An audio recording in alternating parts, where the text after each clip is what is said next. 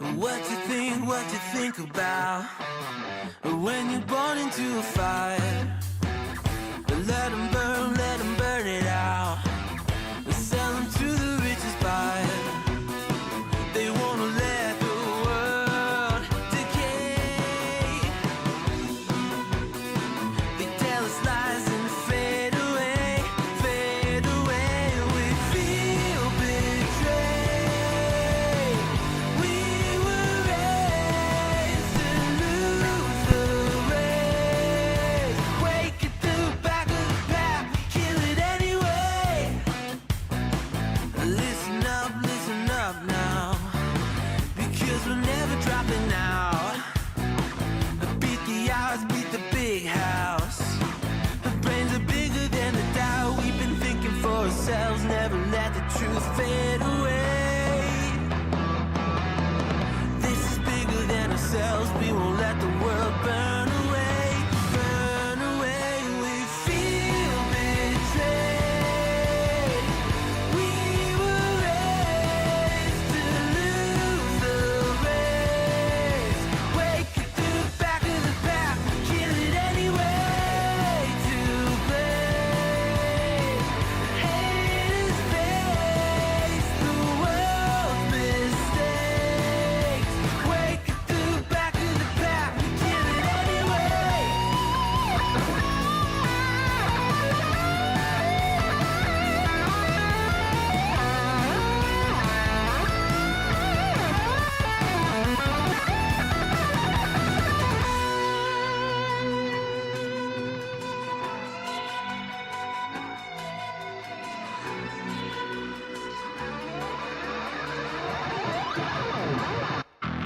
And we feel betrayed. We were raised to lose the race. Wake at the back of the pack, kill it anyway. To blame, haters face the world's mistakes. Wake at the back of the pack, kill it anyway.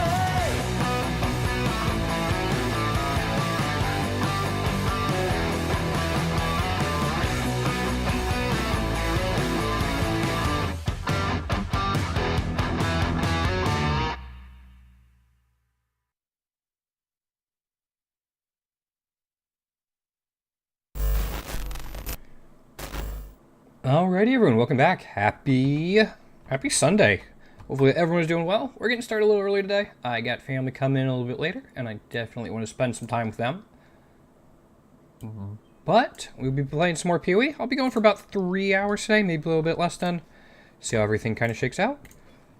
First and foremost, I want to thank everyone so much for all the support shown so far for the type 1 diabetes research. We've raised a little over $300, and that is absolutely outstanding. So thank you guys so much for all of that. That means a ton to me. It's something I've been dealing with for over 30 years now, or close to 30 years, not over 30 years. So it's absolutely great to see that support. I made some changes on the build. Big changes being I crafted this ring, which just gives me quite a bit of resistance. And then I got a Calandra's Touch. And then I changed this around a little bit. It just gave me some intelligence. That's really the biggest thing. And like the cold res. This definitely could be improved. And I probably will at some point. But I wanted to make sure we maxed out our resistances at the least. And we have a good amount of chaos res now. It's like, yeah, ideally I'd probably want like intelligence, flat life, and the cold res. Something like that. Like, I could even drop the cold res, maybe, if I wanted to change this from lightning to cold. But I think the belt, yeah. We have some things we need to change. I think I need to go a little harder into the resists on my gems. However, with all that being said, I want to try, and I think this is going to go very poorly.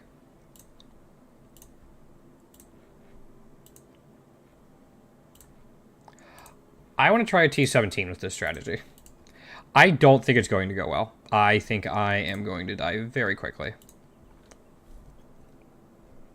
Even if that doesn't look awful. So we will see how it goes. But for it, we don't have any Harvest Scarabs with doubling. Oof. Let's do this real quick.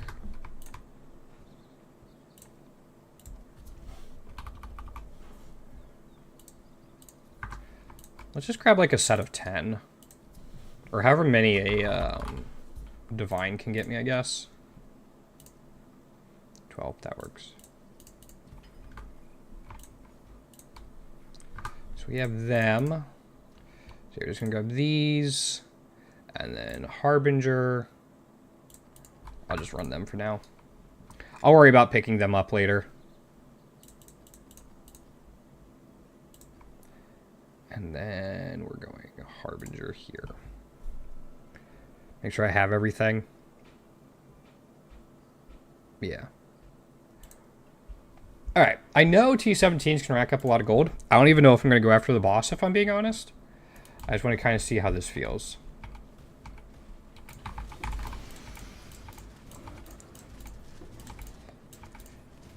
If it goes well, and we have some portals left at the end, I'll definitely do the boss, but...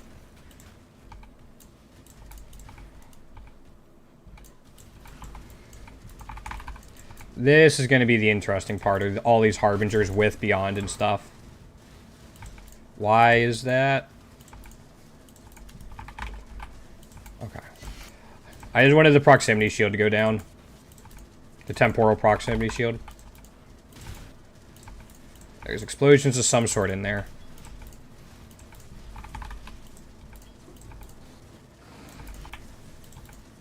Got that.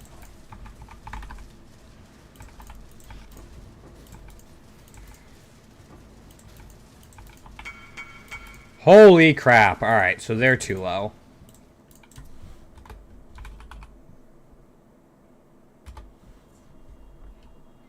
I'll just put D&D on and fix the price when I go back.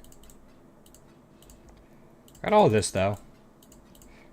So just from the first Harbingers... 4 Chaos. And... Alright, I didn't know if we got a full Ancient or not. I think this is a pretty tamely rolled T17. Some we get are just rough. I'll grab the Amethyst.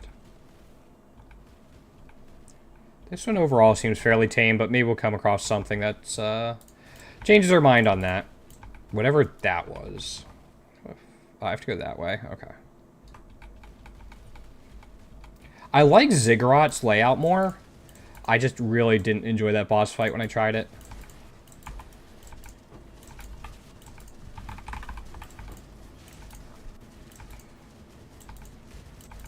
Neither of these are ideal, but we'll do that for now.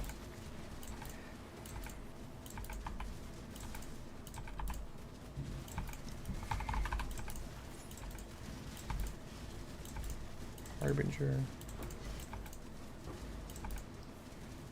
So we, even though we like improved the resistances on our ring, our on hit, like life gain on hit's actually about the same. We got the T2 roll when we slammed the Hunter Orb, which is a little disappointing.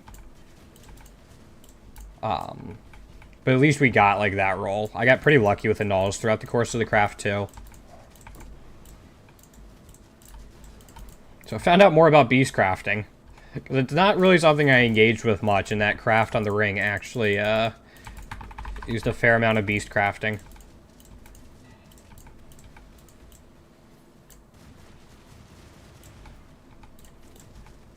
Come on. Alright, so I think what I'm going to do is I'm going to clear out all, or like most of the mobs over here as we get altars, go do the harvest, and then with whatever portals we have left, we'll come back for the boss.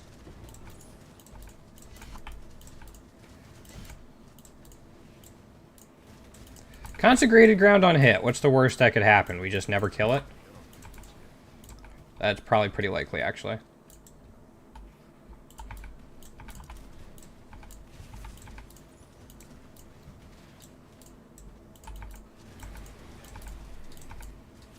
Alright. I don't know what this would have been like last league before they nerfed like the more trash mobs in T17s. Because apparently that was pretty ridiculous.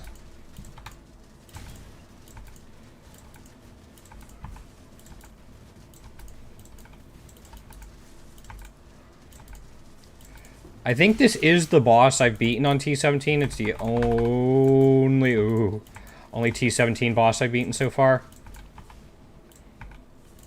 I also only tried Ziggurat. That was the only one I tried. Only other one I tried, I think. Oh, that's kind of disappointing. Come on, jump. There we go.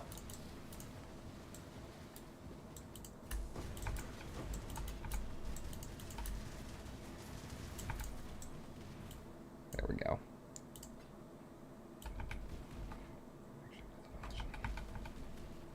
I imagine, like, some clear builds can probably run these in, like, 2 minutes. Maybe the boss takes longer, but that is not us. Not yet, anyway.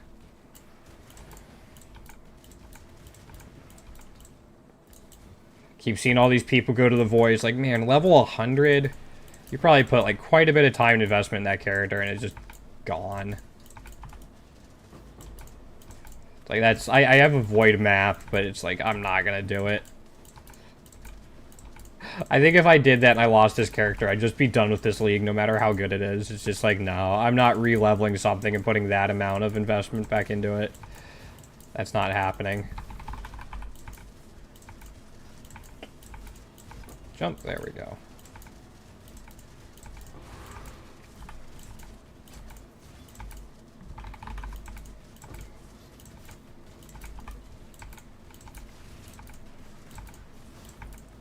Level this.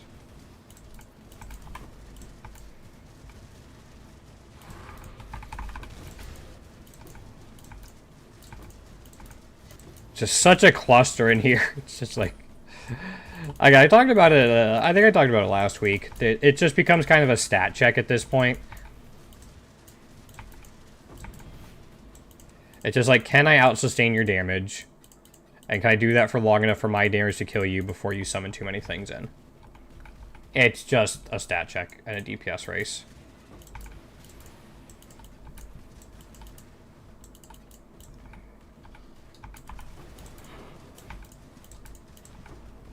So there's the portal.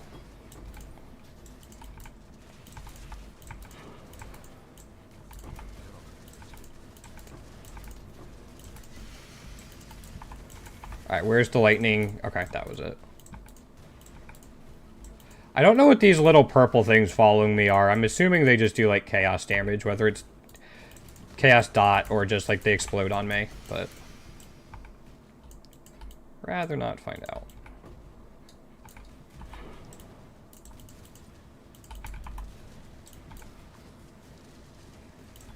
Yeah, I might try recrafting my ring at some point, or like crafting another one once I get some more divines.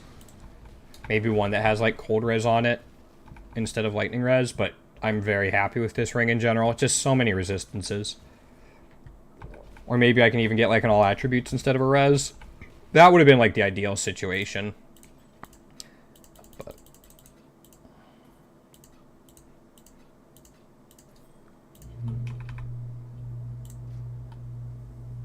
what is...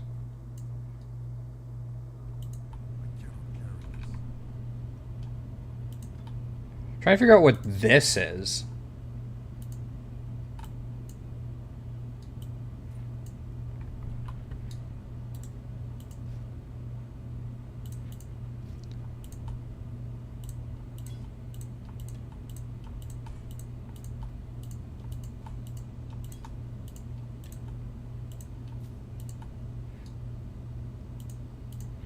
Yeah, I have no idea what that beam of light is.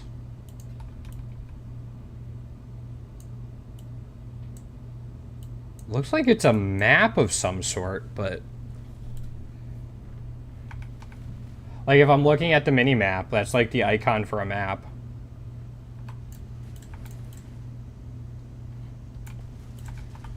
I don't know.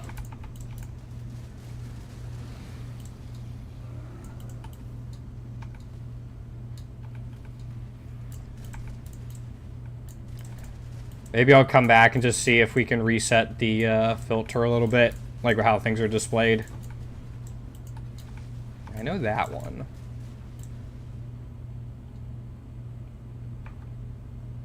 Alright, 15 left. Alright, let's go back up real quick, just because I'm curious.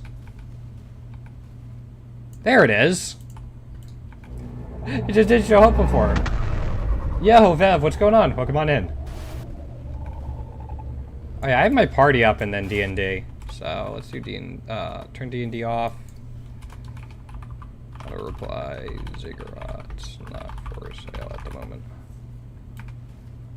Forgot I put a party up and then put D&D on because I was getting spammed with that type of stuff.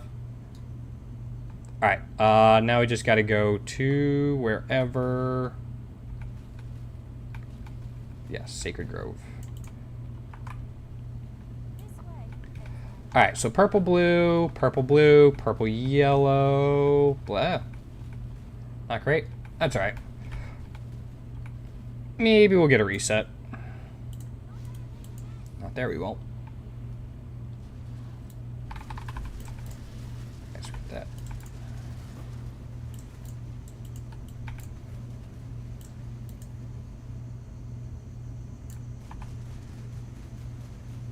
Come on. These guys suck as melee. There we go.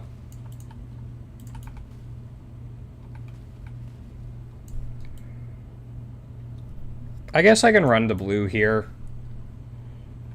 Oh, it's blue. Okay, yeah, definitely run it then.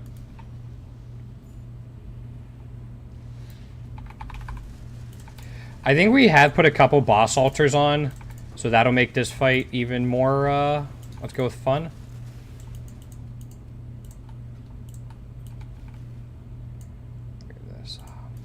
No tier 3s.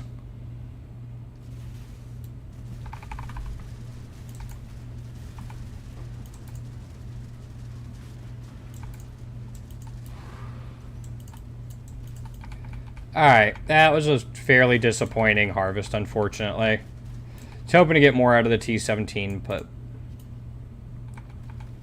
we actually did all of this deathless, so we can actually just rip all of our experience to the boss now. It'll be great. I will sell that. Yeah, I will sell the sanctuaries. Let me create room.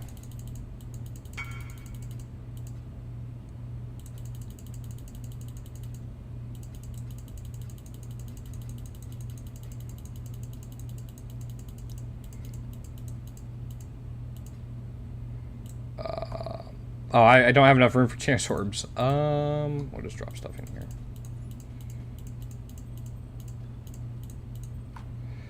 So we're doing the maps of T17 Sanctuary.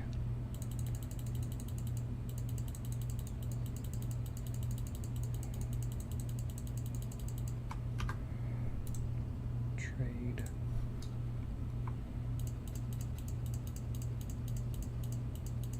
Oh, he's just giving me some divine? Alright, I'm fine with that. 23 of them.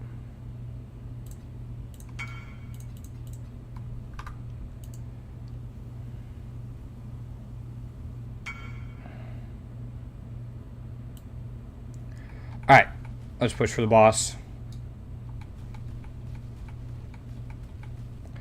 I think this is supposed to be the boss from Sanctum. I've only run Sanctum itself as a mechanic a couple of times, so I haven't gotten to it. We'll see.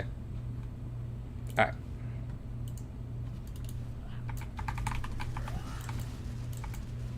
Be gone. You will know pain.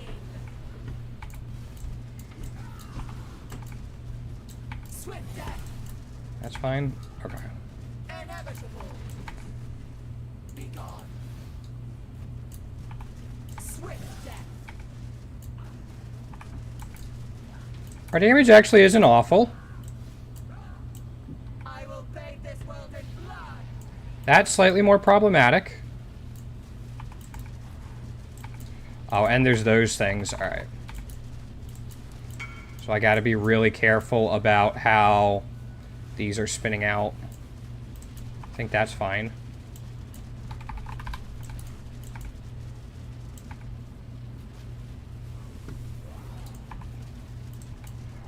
And that is a lot to keep track of.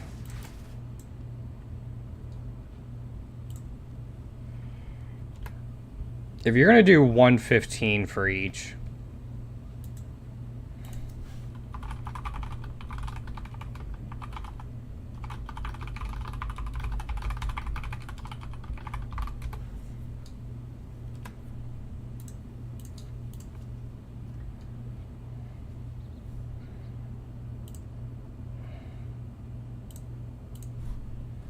How many did you want? 13.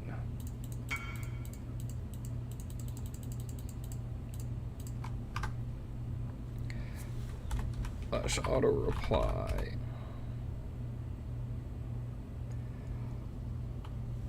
Sorry, once I sell these, we'll be going back in, but it actually went a little bit smoother than expected.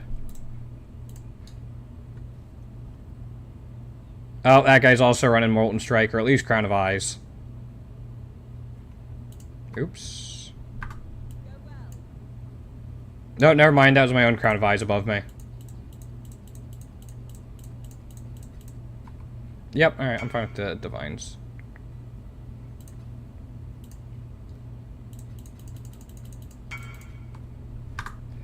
Alright, let's get back in here and see how this goes.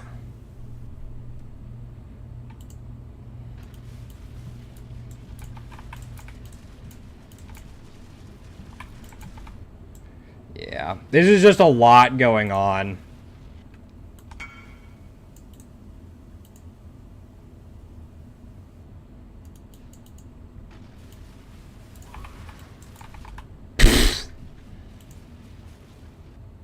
Okay.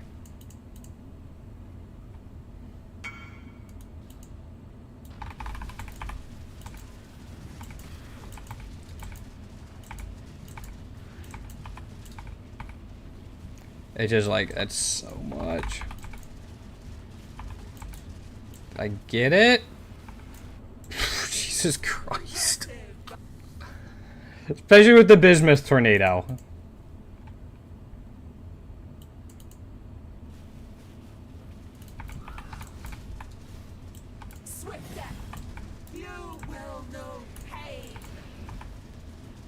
Oh, she's just up there.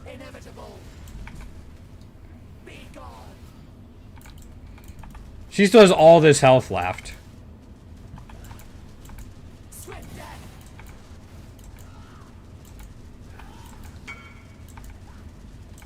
Inevitable. Be gone. Swift death. There's the tornado. Swift death. Inevitable.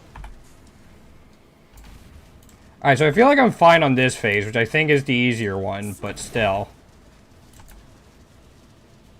Be gone. Inevitable. That. Swift death. You will know pain. Swift death.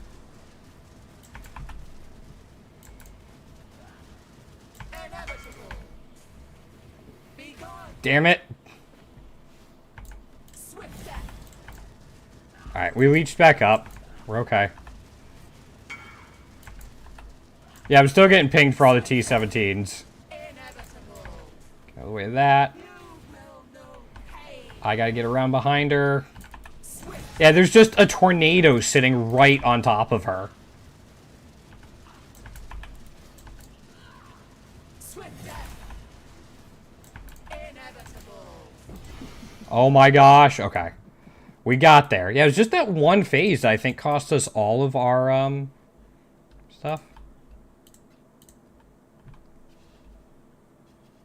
And now we just wait for the tornado to disappear. There we go. That was a little underwhelming. Not gonna lie. Although I didn't see how much gold we got. Alright, we got like probably 40,000 gold. Which is a really nice chunk.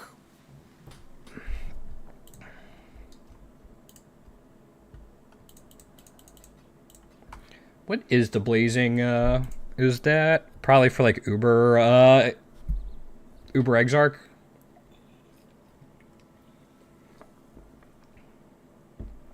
Yeah.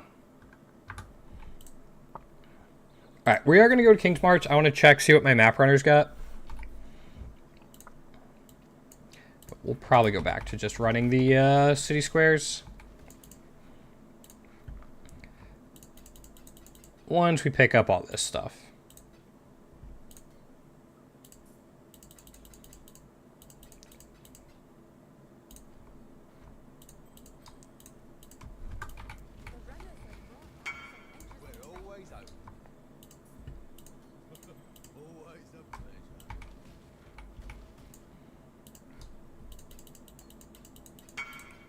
I'm still getting spammed for it.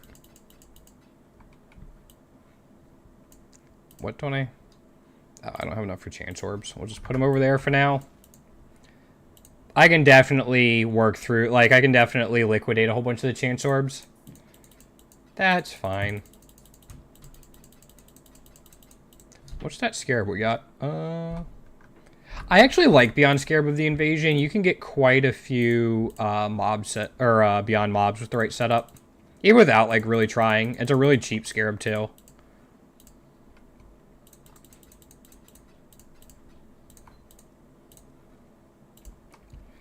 Which is always nice. On's Contempt.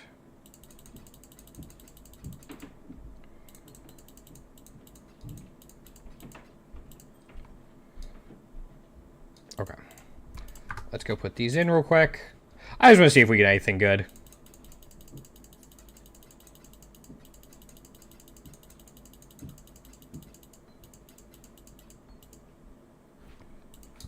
You go there. We have to liquidate, or not liquidate, but like 5-to-1 recipe those jewels at some point. Okay.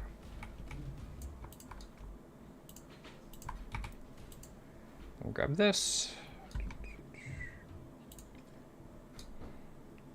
These are just, I just grabbed the gems generally for GCPs.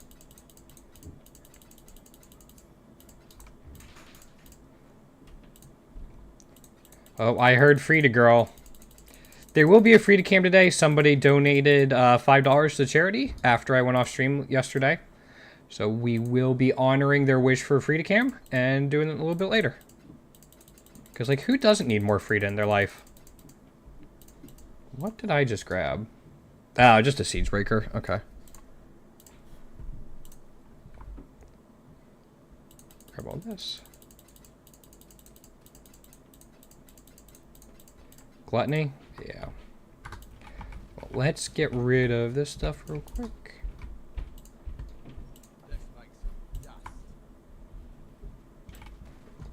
So again, nothing major from these. We're not even set at, like, a lot of my ports right now for shipping want ores, and we just don't have that many of them, and it's unfortunate. Because some of them want, like, close to 300,000 ores, which is like 60,000 bars or so. Which can take a little bit to get there.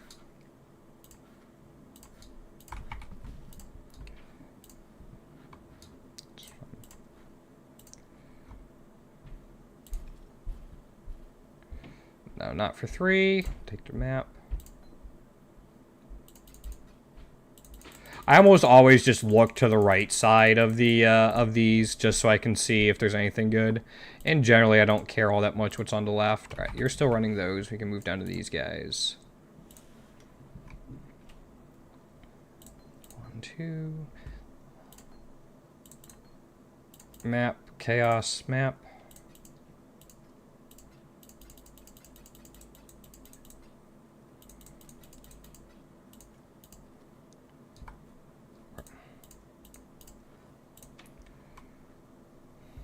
Broken Crown, yay.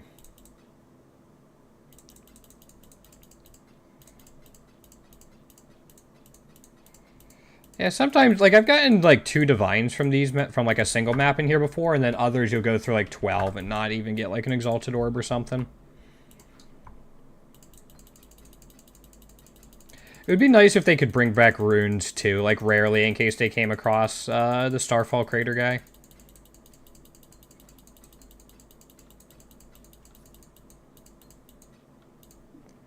We'll pop the incubator. Poop.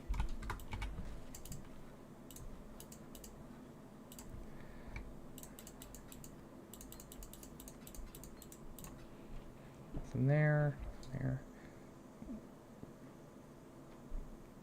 Influencing. Blah.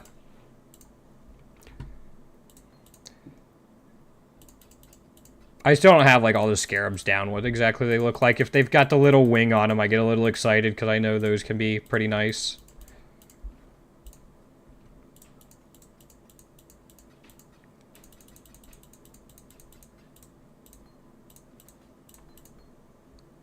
Nope.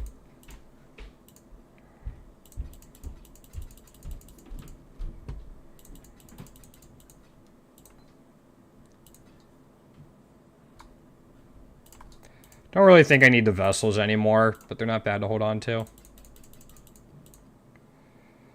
Eventually I will go through and completely fill out my Pantheon just for the sense of completion.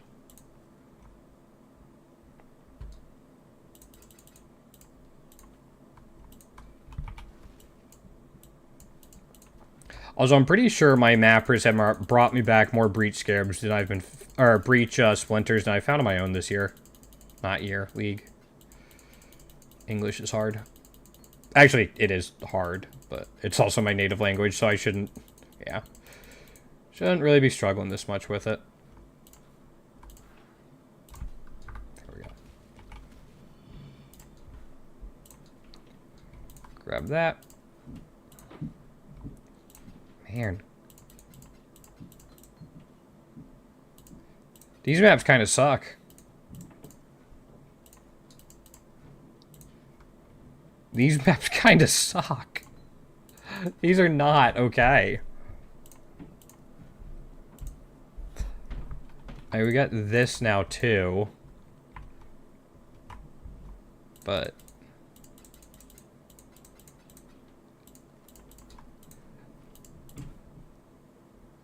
those were pretty bad.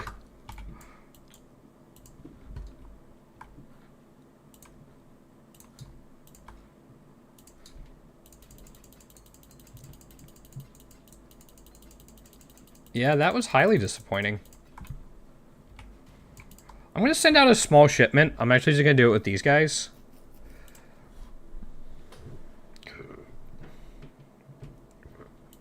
And we're going to do like 100, 100, 100, 100, 100, 500, 500, 500, 500, 500, and then like 10,000.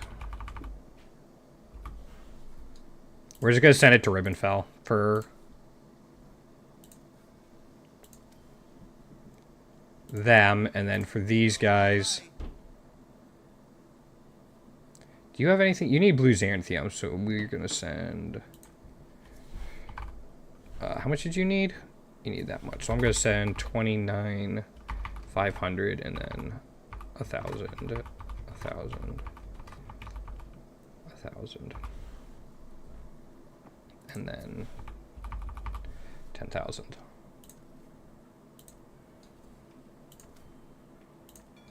Okay, just get them going a little bit.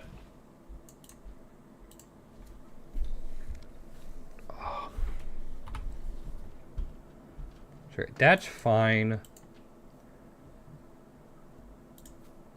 Okay, I need that for the dexterity. That's just a really nice jewel in general, I think.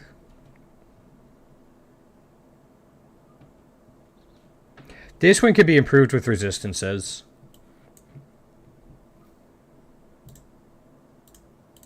We don't need the intelligence from that one per se, so that could be slightly improved. Oh, it is a 3 mod. That one's solid, but it could be improved because it only has 3 mods overall.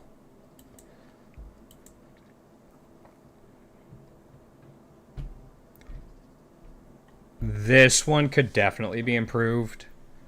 Just get life on it, flat strength. Do I need the dex on it? I do. I'm 1 dex short without it. But yeah, get like life, change the lightning res because we don't need it right now. Maybe get some chaos on it. That's a 2 mod for us. That could be improved. And then these are split personalities. Eventually I want to replace this too, so I don't have to take these 4 points which will let us go back into here to pick up some more max res. But for now, that's not like super high on my priority list. Just kind of things I'm looking at down the line.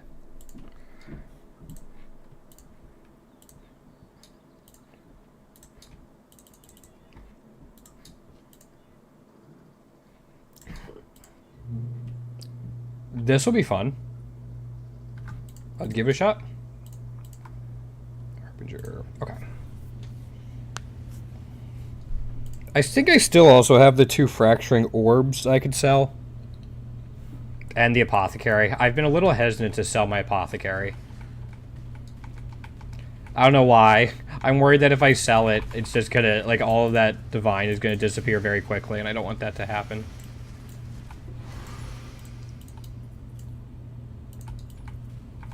I want to use it as, like, the last bit to get something nice, instead of, like, liquidating it so I can get crafting components. If that makes sense. I want to buy myself something pretty, guys. That's what I want to do.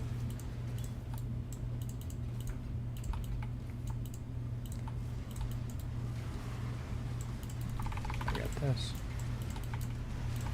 It's what I'm after. Yeah.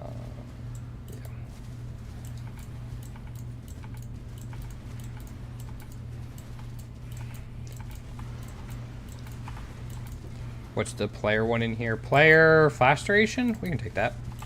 Unfortunately, there wasn't like an additional effect. Sometimes they have those in addition to the quant and rarity.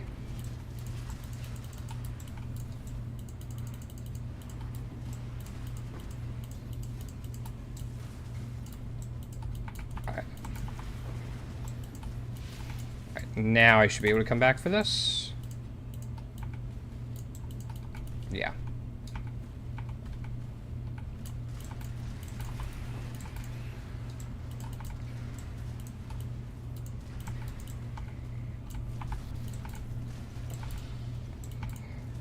That's nice. I will probably definitely run that. I've been talking about like the strategy I use to get maps sometimes. The biggest thing that keeps me away from it, from like really investing into it, is I gotta look into more how to sell 8 mod maps in bulk. Oops. Corrupted 8 mod maps.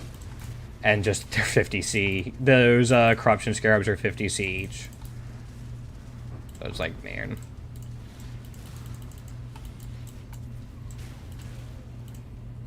Oh, you're still... Okay.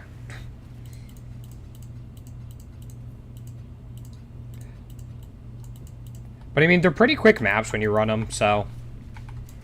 We'll see. This is Curses We Reflect are fine. That's more quantity, so more gold, more life force. All that fun stuff. But not necessarily more shards. Not going to take the minus resistances.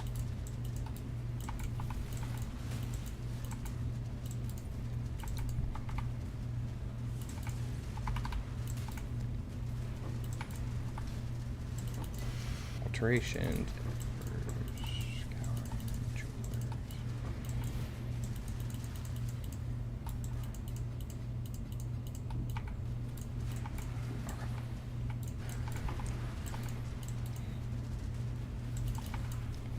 Flat Chaos.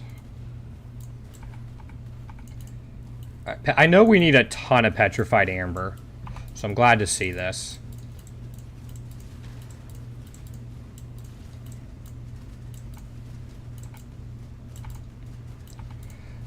Yeah, I think we have some crazy requests for Petrified Amber stuff right now.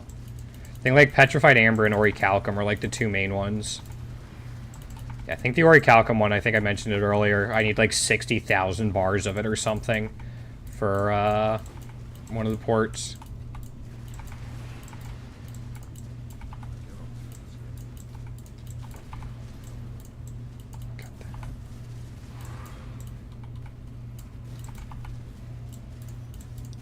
Are we good? What did we find? Eldritch Chaos Orb, sick. And Burning Ground is good for us as well. How much do Eldritch Chaos Orbs go for?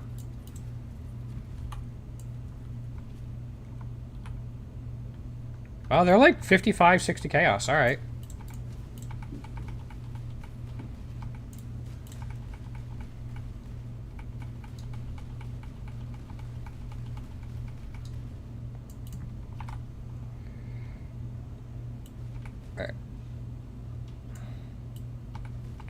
Right, we can't regen. So blue, blue, blue, yellow, purple, blue. That's it.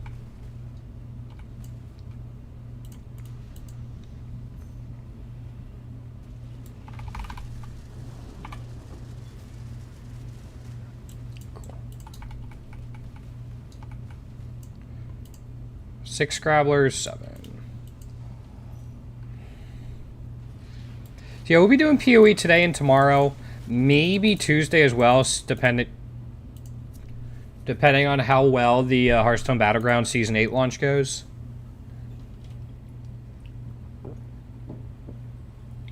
We'll be mixing some Pokemon in as well, Pokerogue in particular.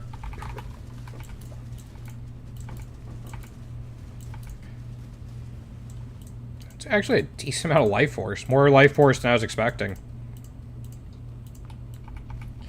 Unfortunately, we don't have a huge payoff. We have a little bit. 2 tier 3s here will get us some. I did use a decent amount of Life Force crafting my ring.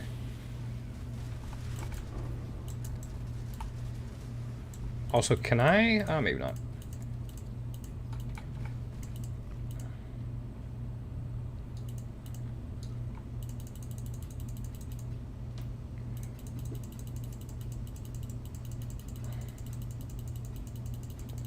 Drop all these off, and then we'll grab another city square.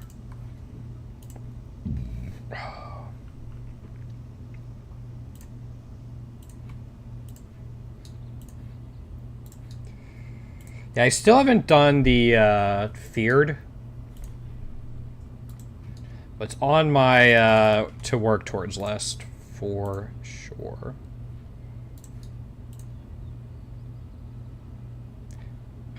Vault Temple again. Alright. We've hit a couple of these Vault Temples. I don't know about them. I guess if you, like, high roll a double corrupted item from the vessels, they're fine.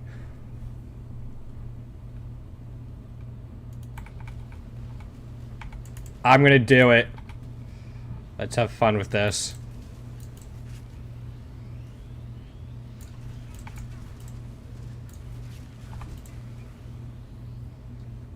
Alright, where are the wisps? There are, like, no wisps. Alright, follow the monsters. Nope. Can't follow the monsters. Alright, strongbox is over here. That's gonna mean something.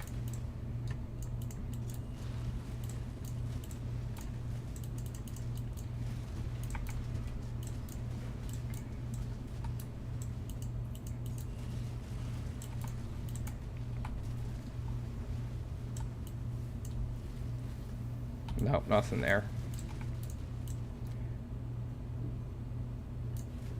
Kinda wisps. Oh, hold on. No. Maybe. There's like no wisps down here.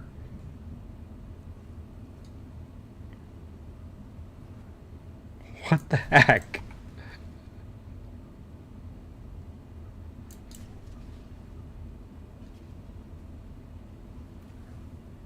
That was incredibly disappointing. We got like 700 wisps total.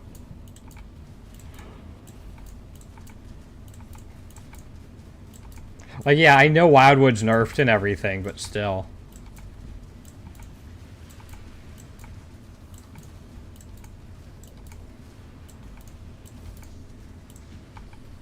Alright.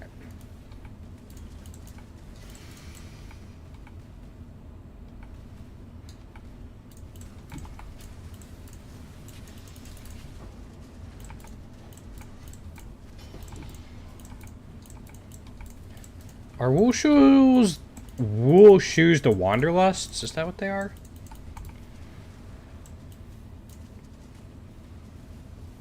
I'll take the extra cartographer's chisels.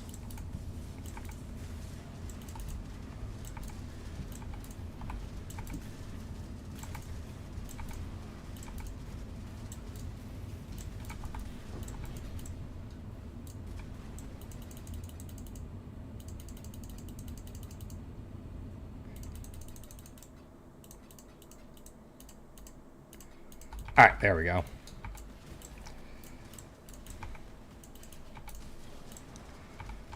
Nothing there.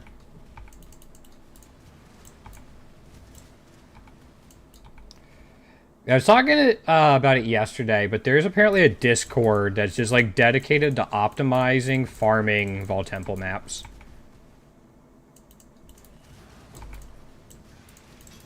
Because I also wonder if like strongbox nodes on your tree count towards the strongboxes here, so you'd have a chance to open them again and all that.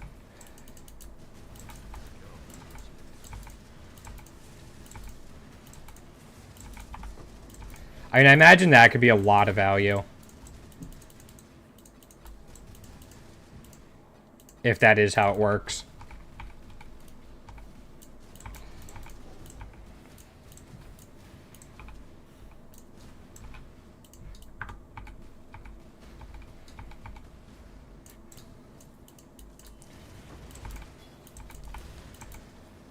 Alright, got that.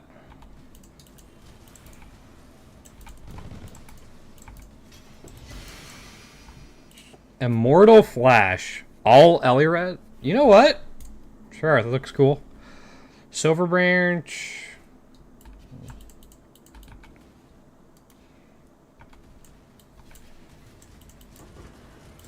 I think I saw detonate. No? Okay. I gotta deal with these guys before I can... No.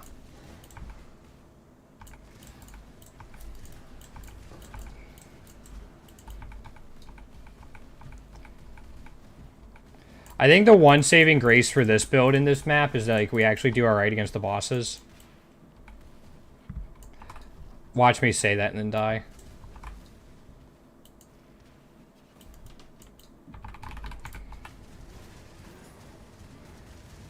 Now we're good. Wish the triple bosses or map bosses that had multiple of them all had the unique enemy or final boss reward.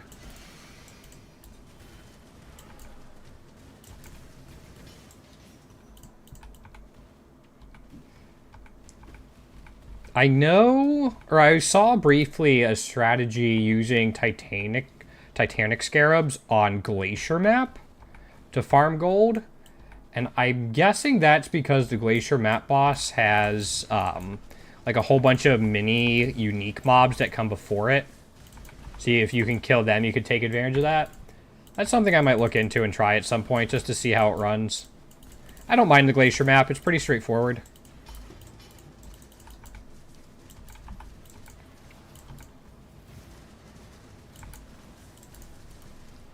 I think the final boss is fine.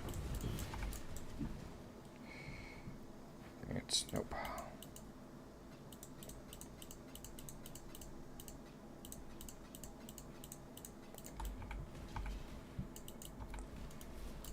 We got this.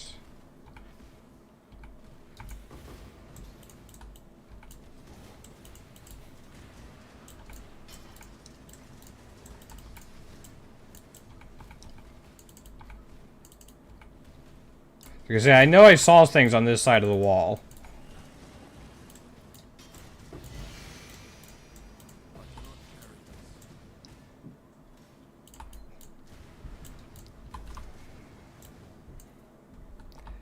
Is this?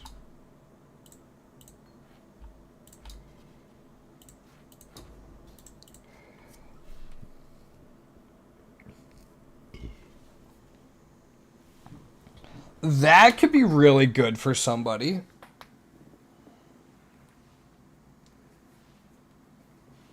That's +4 to AoE curses. Yeah, somebody could want that.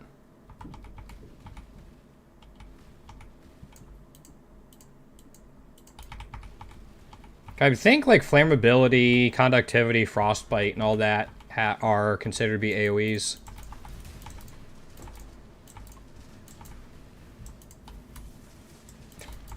Back when I first started looking at magic finding years and years ago, I'm like, I'm gonna run Maze and Vol Pyramid. That way I can just farm the Inventor.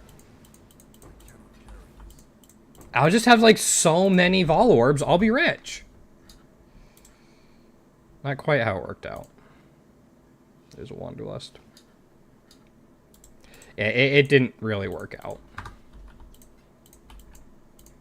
But that was like my first thought when I'm like, alright, this is going to be my niche. I'm going to corner the Vol Orb market.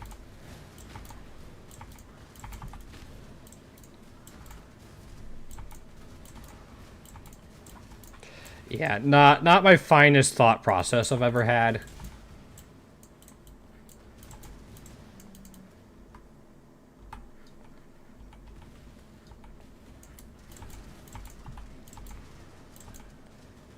Okay.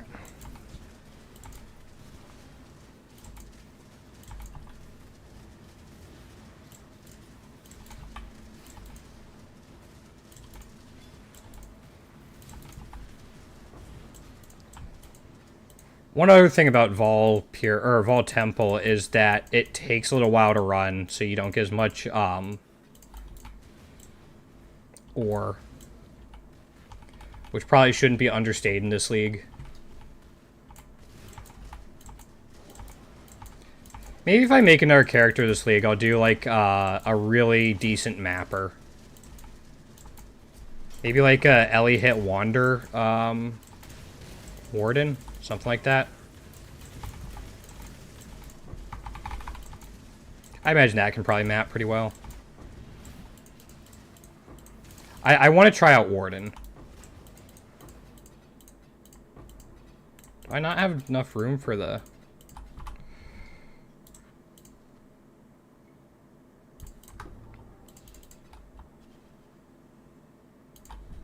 Did it have Corrupted Blood and Bleed Duration on this? Yeah.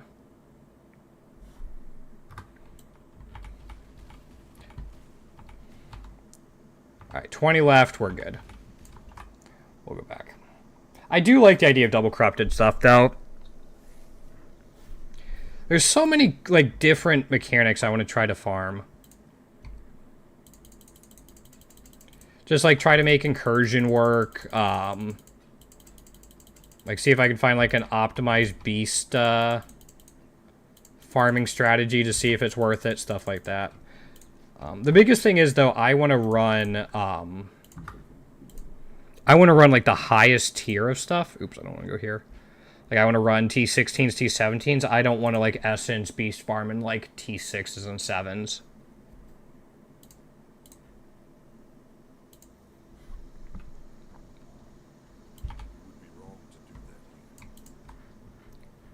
We want...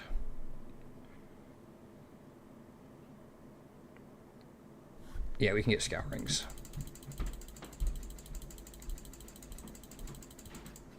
Alright, that should work through a bunch of our Chance Orbs, and then for Scouring, we can then get Regrets.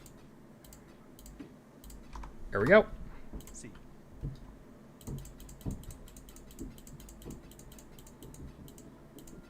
I'll eventually, like, liquidate all that. But I really enjoy those vendors for that type of stuff. Whenever you hit, like, the max on transmutes and augmentations and alterations. It's pretty easy to just go through and quickly sell them in bulk to those guys.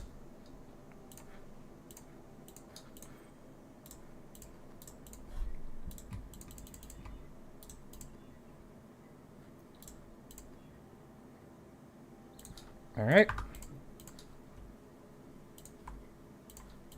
And how are we doing? We don't have a lot of these. Yeah, we gotta build them back up.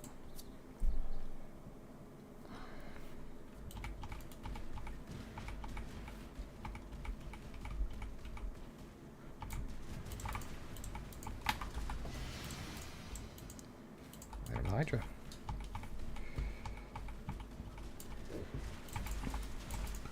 Okay, no altar showed up. We do have a chance for an altar to show up the first time Searing Exarch mobs show up. That's something I always keep an eye out for.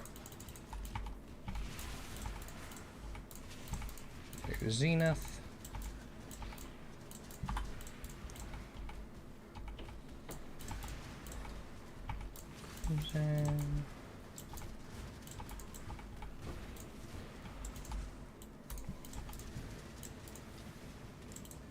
Go for this.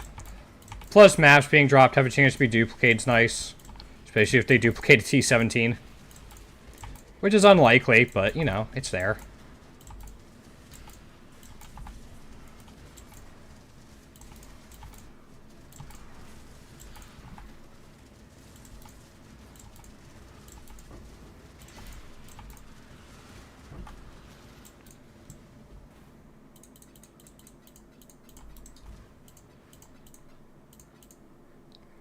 Grab all the shards.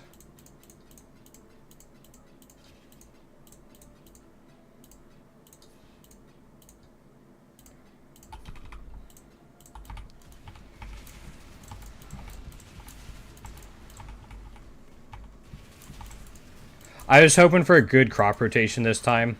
We forgot to do harvest on the Vol Temple. I just realized that. Completely forgot to do it.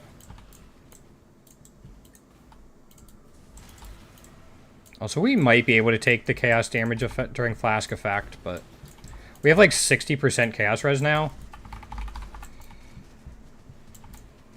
So what's that? We take 240 damage per second during flask effect. Which we could life gain through while we're attacking, but during the times between it. Are you a soul eater? Maybe. Oh wait, there's more. Yeah, I don't want to be targeted by a meteor.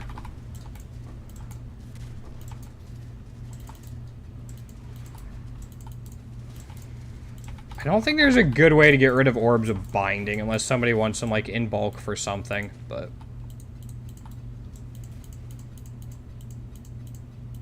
really helpful early on in the league, especially when you're leveling. But outside of that, it gets a little iffy.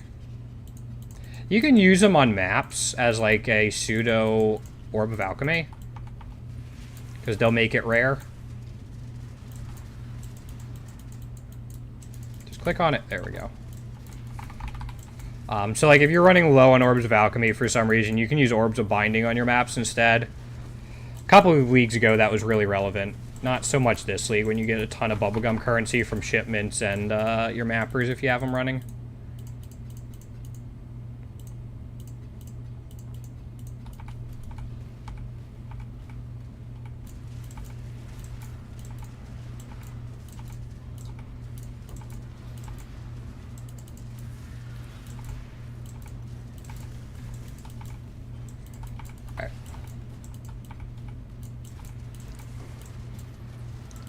And I get minus resistance. Yeah, we're gonna go with this.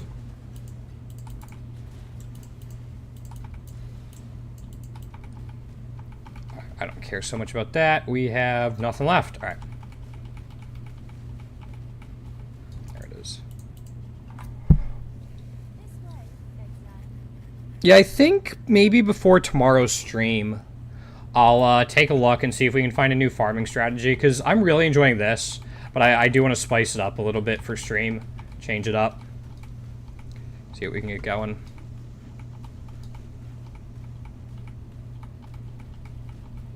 Alright, I'm going to pop this purple, and then we'll go for the blues.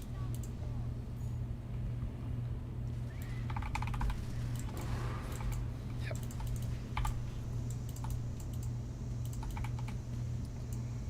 Especially if it's like a low investment type thing. For sure do that. Maybe focus on like quicker maps to run. That way we get more ore.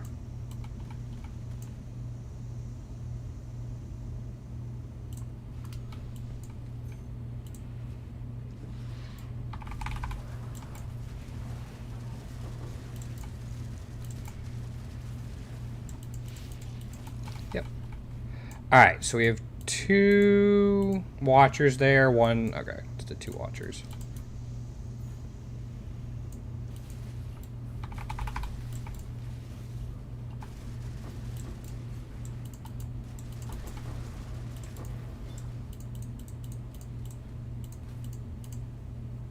Nice.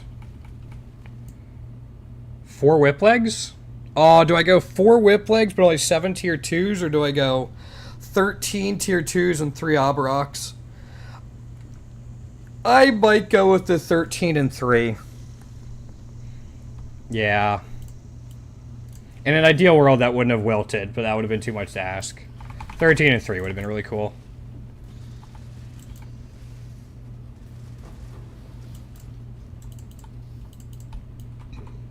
Yeah. And we still get like 45 chaos from that.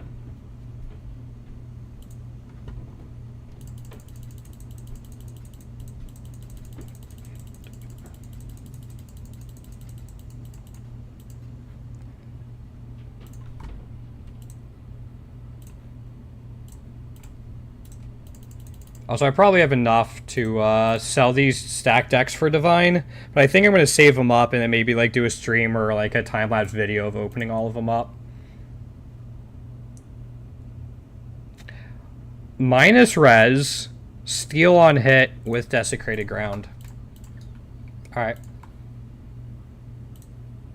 Oh, I ran out of one of my scarabs. Which one did I run out of? I think I ran out of one of the Harbinger ones. That's not good. That's gonna hurt a little bit.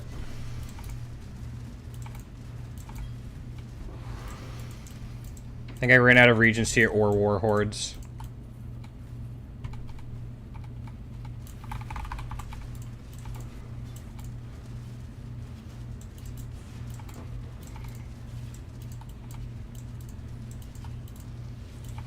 Cartography of Escalation is nice.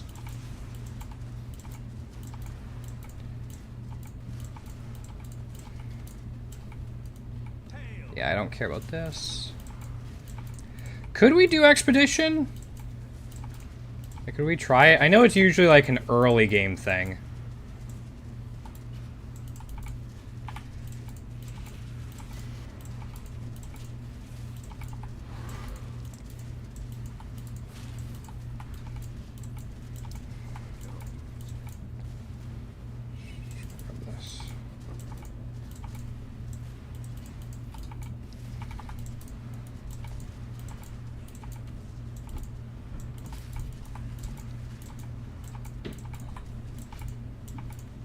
There it is.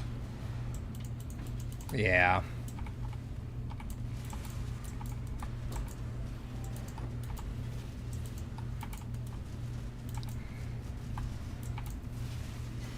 Okay.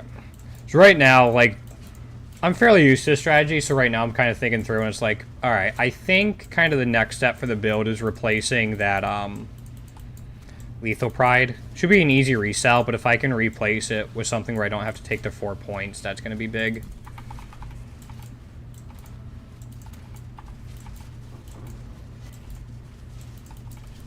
Jump.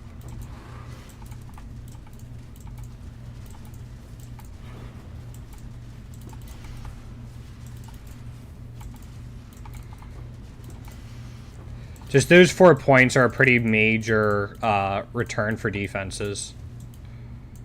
Just getting the little bit of resistances, but the +2 max res.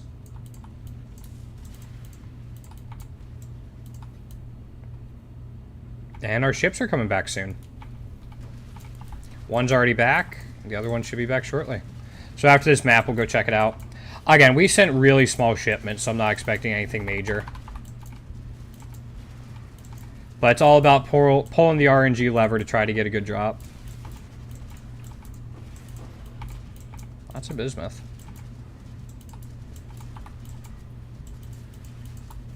Yeah, there's the other ship. Okay.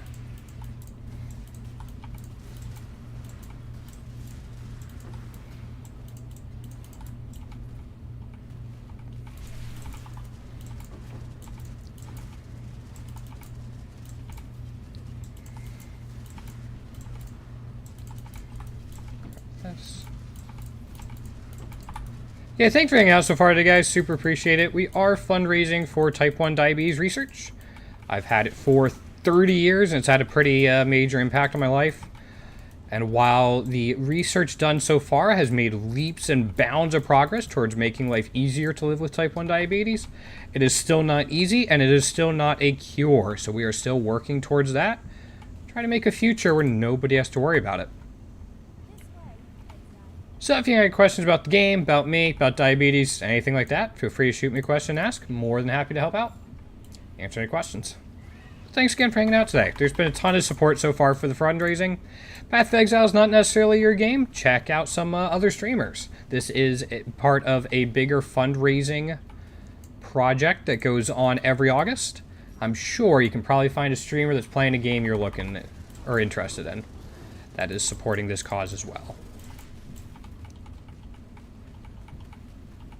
Oh shoot, we actually got a reset on the purples. Shoot.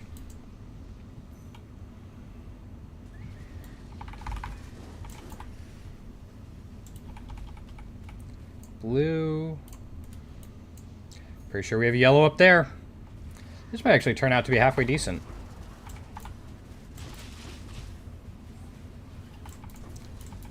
Yeah, those guys I gotta be careful with.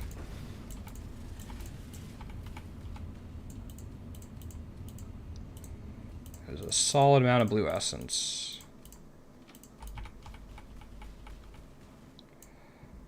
Three Devourers, 3 Watchers. We'll go here. Don't like Devourers as much, but the little bit of extra tier 2 mobs makes the difference.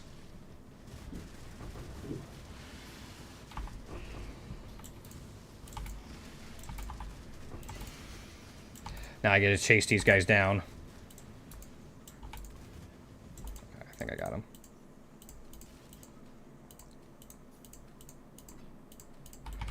Alright, not bad. Alright, let's see what Harbingers I have to replace. Or what Scrubs. If I stream tonight, maybe I'll do like a Smash Brothers stream. I could do that. We'll see. I have family that just came in, so I'm doing a shorter and slightly earlier stream than planned today, just so I can spend some time with them this afternoon.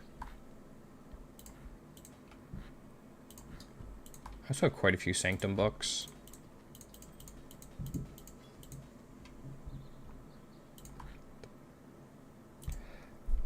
Alright, so first let's grab the city square.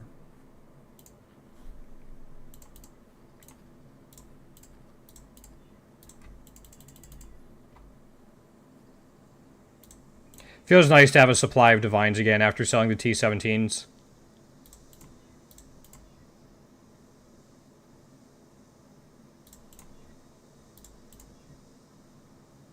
Come on, give me a decent roll. I'm looking for 75 plus before I corrupt. There we go.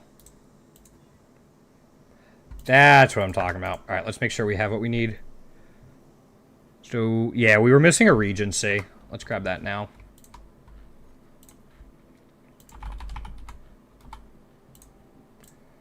I just need one. Yeah.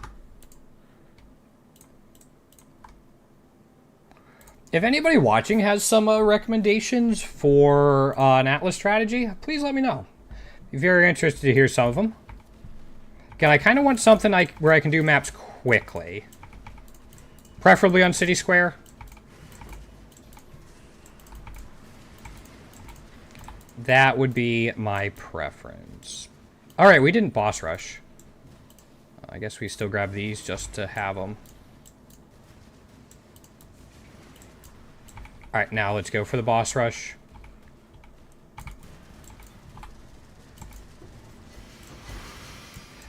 Yeah, this will probably be the strategy I do a lot off stream, just because it's what I'm enjoying doing. But having backups is nice. And I got plenty of, like, orbs of unmaking to redo my third passive tree for the Atlas.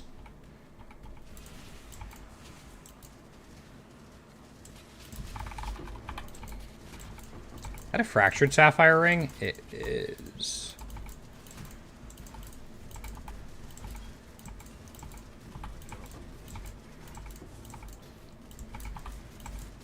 Grab this. Maybe I could do something with Ritual.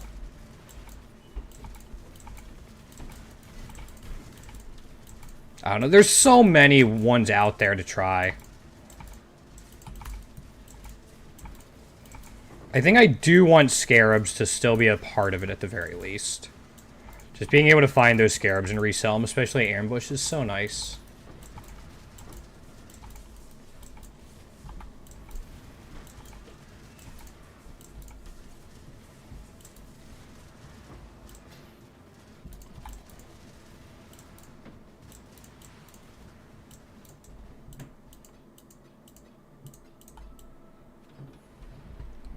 Part of me wants to pump this up all the way, but that's a bad idea. Let's see what happens if we go to like 75%. Try to squeeze a little more out of it. Alright, we got some rare monsters, which doesn't always happen at 50%. Or at least not as many as we saw right there.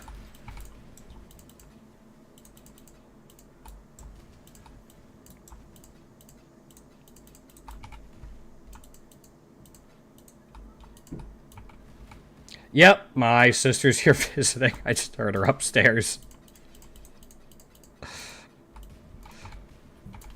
Man, I love my sister, but there's never any doubt when she's here.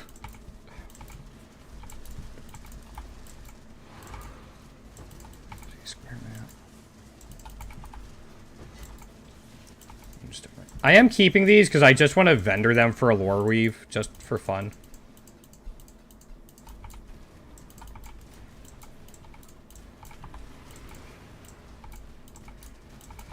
I do think one mechanic, or a couple mechanics I am going to avoid will be Heist. Don't really want to set up a tree just for Heist, and Sanctum, which I don't think you can set up a tree up for anyway.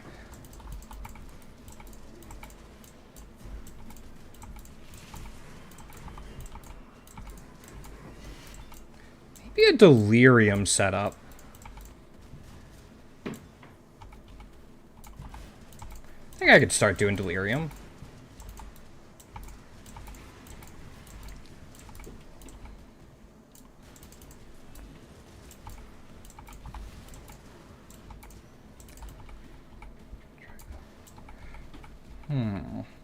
See, now that's what I'm thinking about. It's like trying to figure out, all right, what would work with it? What's on that side of the tree?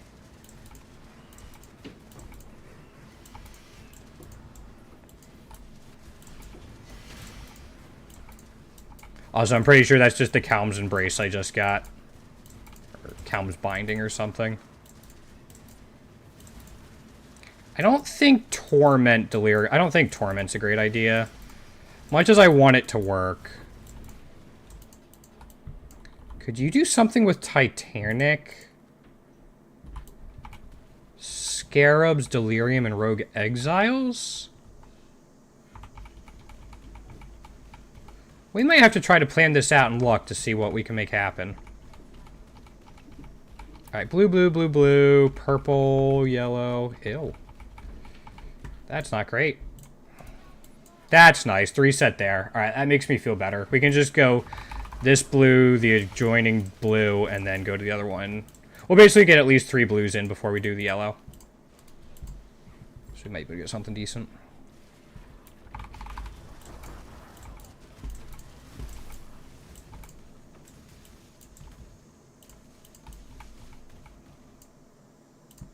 After this map, why don't we check out to see what we can make happen with a new trait? I have the beginning of an idea forming.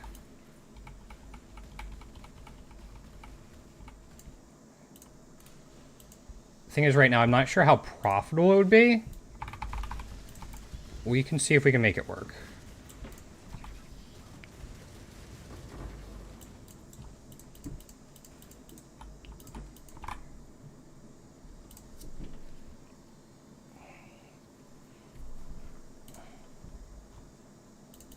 It's like it's rattling around in there. Let's go check our shipments. And then we'll see what we can, see what we can get.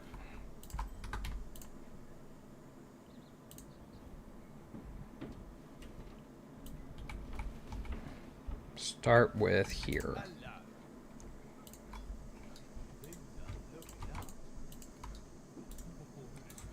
Not gonna put the unique rings in there.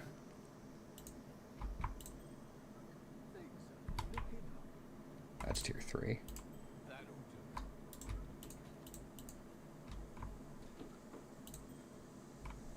Okay.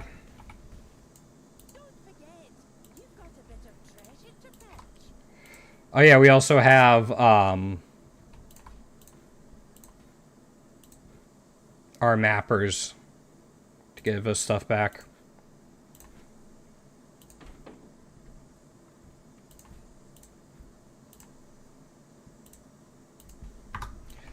Alright, let's check our shipments first. Alright, so this is our worst shipment. Bounty rune. We actually got a divine from that. Holy crap. Alright. That little tiny shipment we got a divine from. Completely worth it.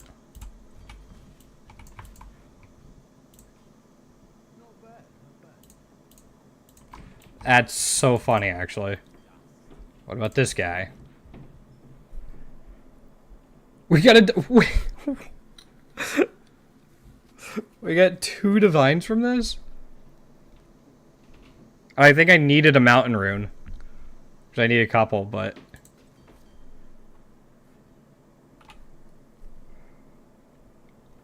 Alright. Well, I mean, it's just gonna be like 500, 500, 500, 500, 500.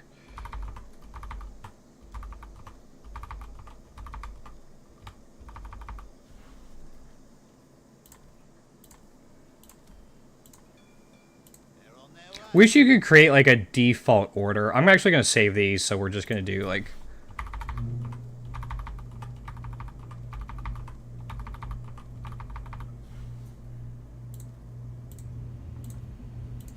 I guess we could send some stuff up there, but they don't need any wheat. Yo, it is some lucky divines. What's going on, numbers? Yes, it is some very lucky divines, and I'm aware of it.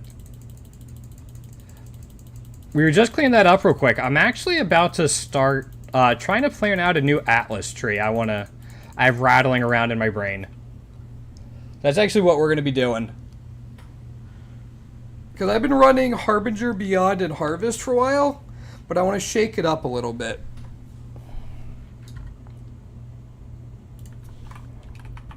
I don't know if this is going to be a good tree or not, but I hope it's going to be alright. How you doing today?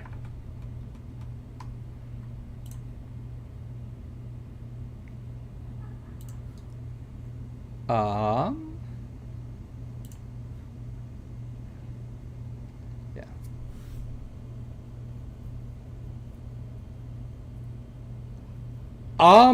So really, I don't pick up a whole lot of rares off the ground anymore, especially if you're in like T16, T17s, because usually you're not going to like find a random upgrade for yourself on the ground.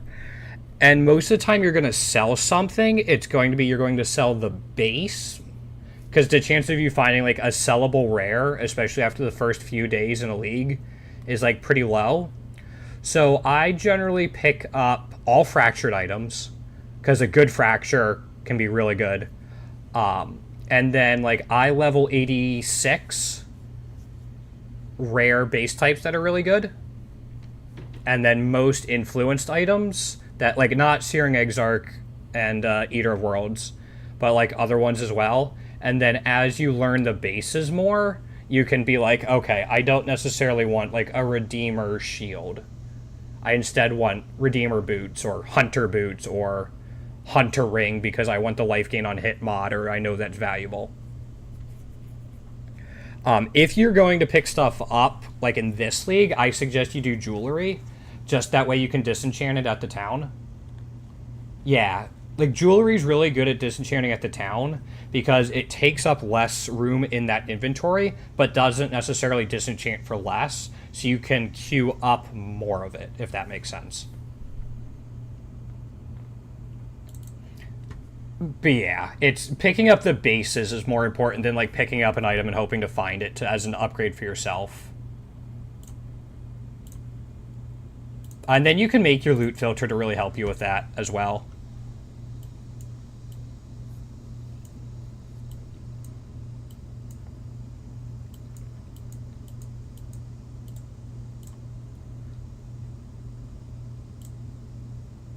Yeah, as I said, I'm trying to think of like a new Atlas tree to run. I have an idea.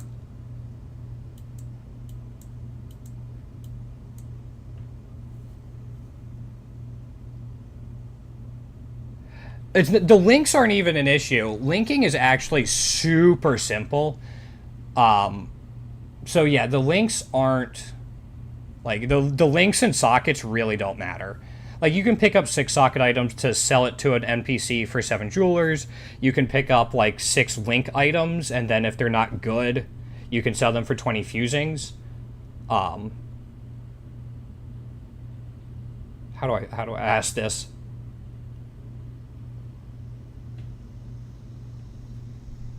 I guess how new are you? I guess is the it will be helpful for explaining this.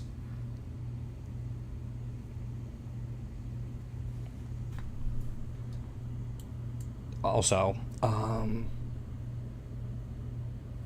think that's fine actually. If we pick that up.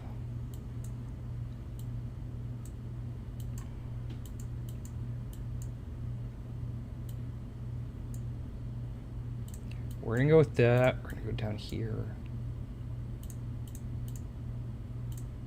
We don't want scouting report chance. You keep playing every now and then, often. Okay, so yeah, you probably missed quite a bit then. So yeah, when I'm talking about good base types, let's see if I can find any here. Let's see here. Yeah, I'm not necessarily talking about like the links on it or something.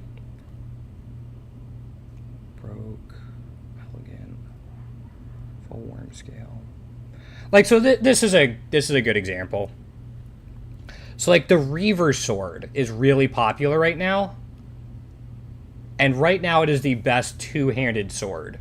So if you find a high item level two-handed sword, you want it to be a Reaver sword. Even then, you don't necessarily have to pick it up. This one is fractured and has a very good fracture on it. So yeah, you might be able to sell this. Not for the 12 divine I have listed, but yeah.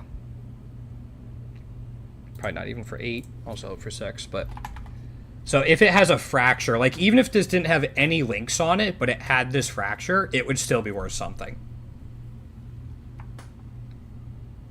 So, because it's item level 86 with that fracture on a good base. So yeah, this could be like single socket, no links, nothing special besides the fracture, the item level, and the base. Not the Triumphant Lamar, but the Reaver Sword. So yeah, learning like what the high-end base types are for each category will be really helpful.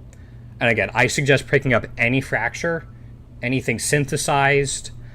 So like this is a synthesized leather belt. And the implicit percentage increased strength here is really, really nice, and a lot of builds want it right now. So you're going to have to kind of know like what builds are popular, but like if you see something synthesized, pick it up and at least look at the implicit. And then any fracture, that's worth IDing as well. Even if it's not like a good base item, if it's got a good fracture, it could still be worth something. But if you find a good fracture on a good base that has a reasonable item level, generally 83 or higher, item level 83 or higher is like kind of what you're looking for. But even some lower ones can be valuable. And then just whatever you want to put in the Disenchanter and King's March, which I suggest to be jewelry. Hopefully that explained it. Also, sorry, I will be right back. Grabbing a drink. Hey, pretty girl.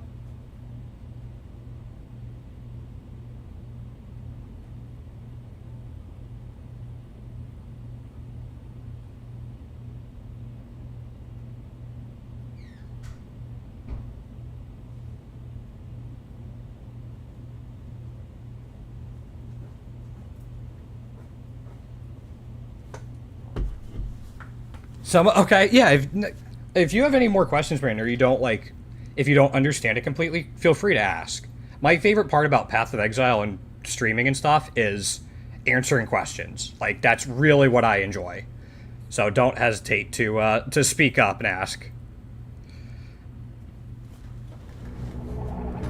Yo, thank you for the follow, guy. I appreciate it. That really means a lot.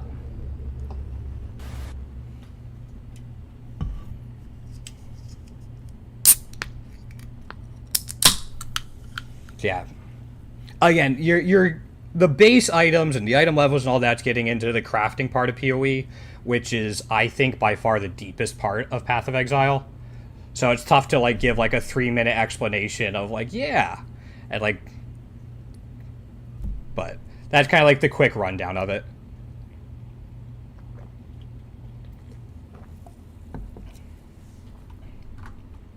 Also, back to trying to plan out this passive tree.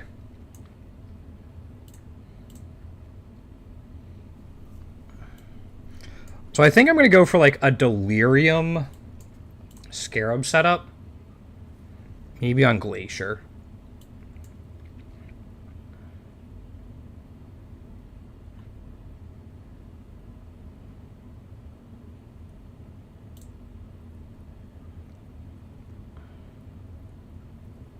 I think it last week was... Oh, boy. Yeah. Well, also, there's been so much that has changed since then. Betrayal was a while ago. That was like 2 or 3 years ago. So, yeah, so much has changed, man. I mean, you picked a great league to come back. Like, this is a really solid league.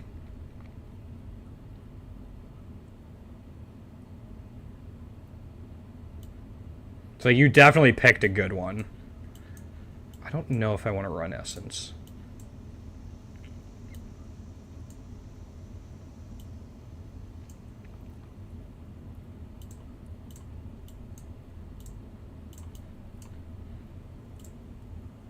We'll see.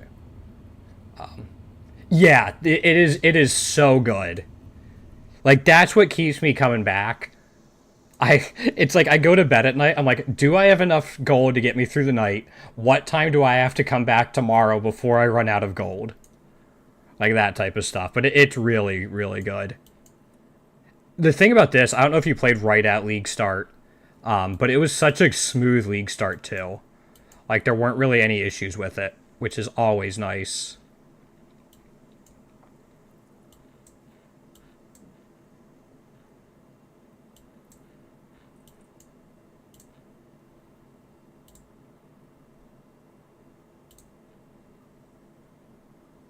Just as... Oh, okay.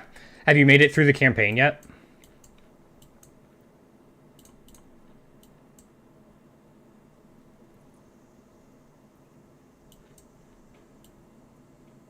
So I'm like trying to figure out what I want to do with this exactly. I do have an idea.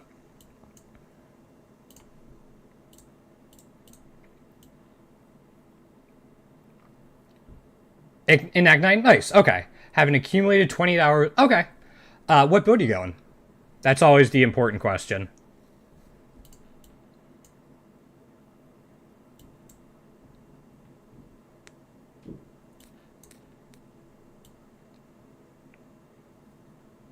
Okay, that's a solid one.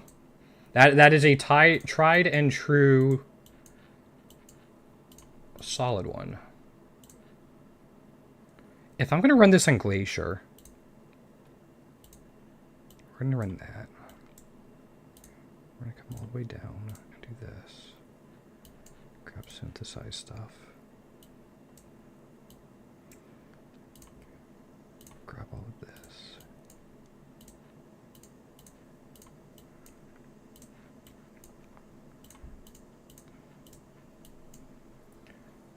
You didn't know your... Oh, yeah. Toxic Rain's a weird one. It's one of the few attacks where gem level actually matters a little bit more than your weapon. It's really weird like that. Like, spells usually scale off of gem level. That's why you'll see, like, 2120 gems be more valuable than 2023 in general. Toxic Rain's a little weird for an attack because of that.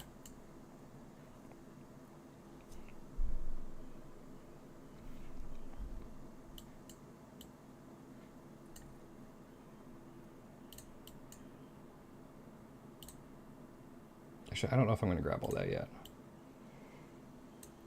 Do I have anything else with Rogue Exiles? Yeah, I have these guys. Yeah, we want that. Did I have Ruckus in here? Yes. We want that. Yeah, it's weird. I'm not much of a bow guy. The last bow build I ran was a few leagues back, and it was just like a Magic Find Headhunter Tornado Shot. But I mean, Quill Rain's really solid. You might be better off trying to get like a +3 bow, like a +3 to gem level bow. You could probably find one like fairly cheap. Let's see here. So I actually don't know what base you want since I'm not super familiar. Let's go with like a spine bow, level of bow gems, level of socketed bow gems. What if we just do 3? Well, let's just do 3. Let's do like a 6-link. I think I'm looking for this right stuff. I mean, Quill Rain will be affordable too. That'll be really nice. Yeah, I mean, you could get a corrupted 6-link with +3 to socketed bow gems for 30 chaos, 40 chaos, which like might seem a little high now, but with the town should be really helpful. And then if you get like damage over time,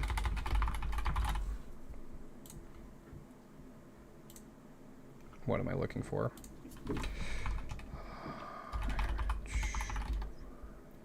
If we do chaos damage.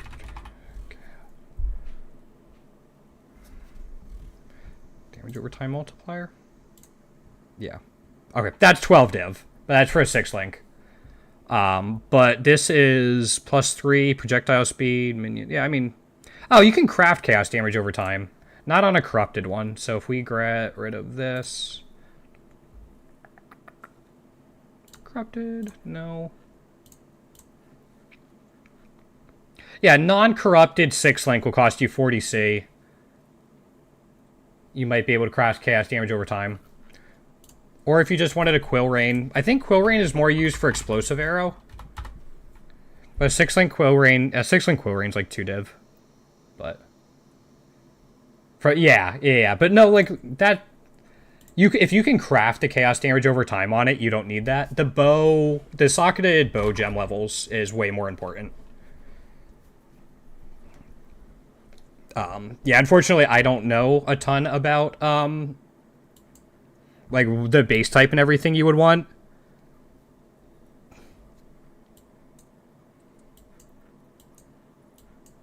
But it's there. It's an option.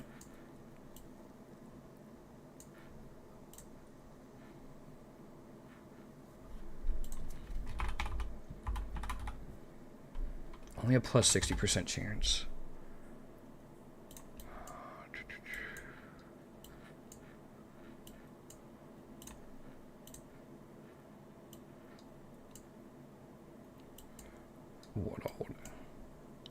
Why do I lose all that? Where is it not connected?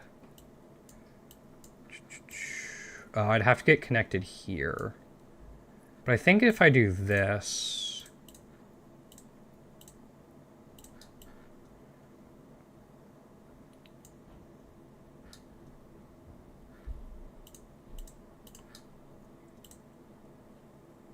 gives me like 12 points back.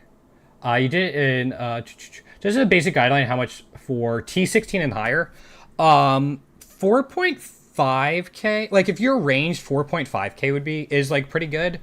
Nowadays, especially if you're a ranged build, one of the best defensive layers you can get is suppression.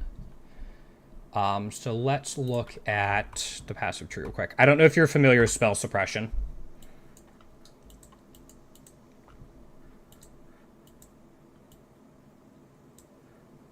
That's accuracy. Here's a suppression node. So yes, suppressed spell damage is really a good defensive layer. Suppression is new to you? Okay, so basically what suppression does is when you suppress spell damage, you reduce the damage by 50%. It is absolutely huge, and it stacks with your elemental resistance. So you reduce it by half and then apply your hopefully 75% elemental resistance. So take something that does like 200 fire damage to you. You suppress it, it goes down to 100, and then if I understand the math right, you'll then apply your 75%. You'll only take 25 damage. Without the suppression, you take 50.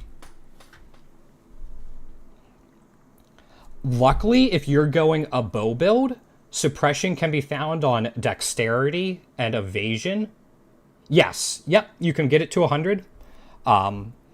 So dexterity and evasion piece gear can roll suppression on it, which is one reason people love it. There's also a couple really nice suppression wheels in here. So the one I showed you down here is a little out of the way. If you're going down there, it's great because you also have a life node down here and some other stuff. But the ones you're probably going to want to go for is this suppression wheel. I just lost it right here. So you can grab this suppression wheel. And I thought there was another one up here. You have a couple nodes in here as well that can grab it for you. Let's see, let's just search suppress. That's not how I spell it. Yeah, you should be right in here. You can get a little bit in here as well.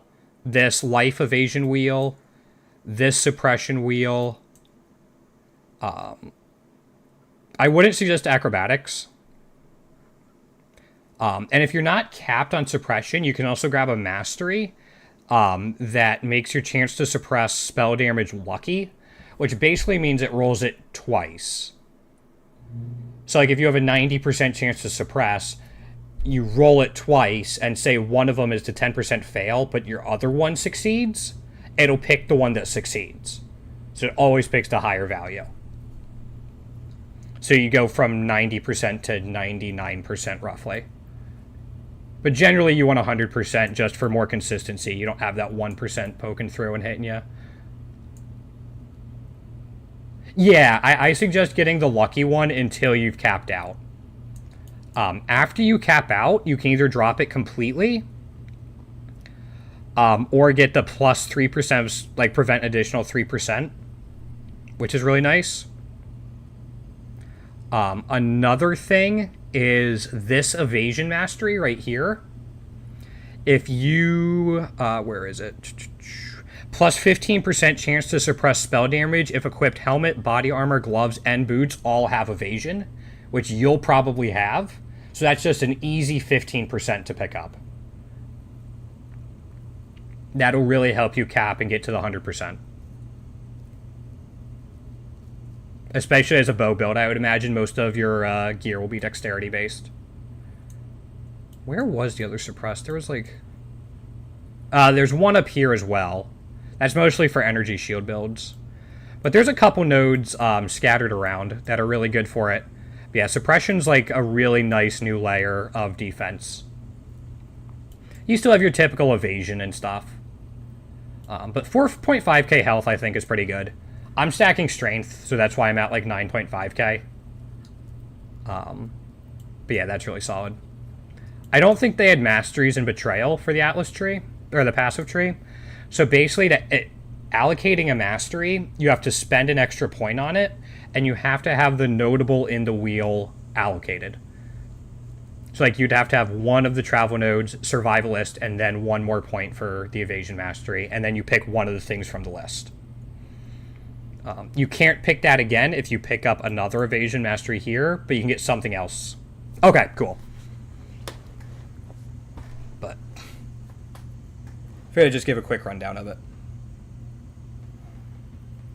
Yeah, suppression is probably like the biggest defensive layer right now for ranged builds that will be new to you.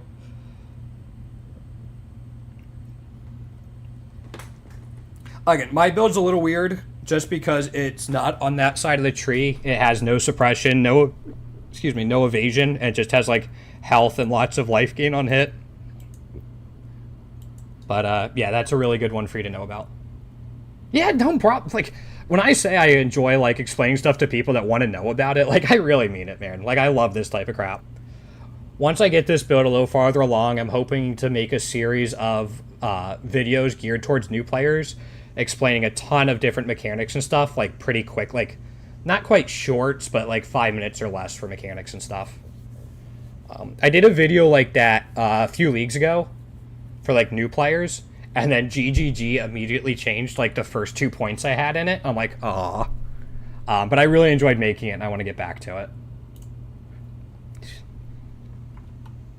Speaking of getting back to it.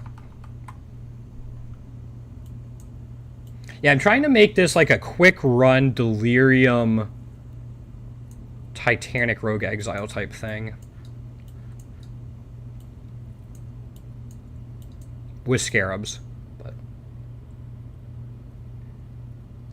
Yeah, it was like, aw, come on, this is such a good video. And then they changed two of the major things. I'm like, aw. Like, most of the points still stand, but... Did I not pick this up?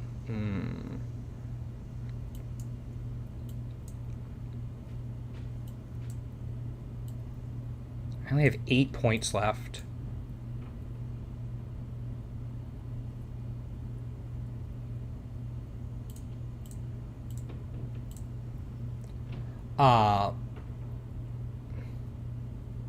That's just a bait divination card. There's still no fishing minigame.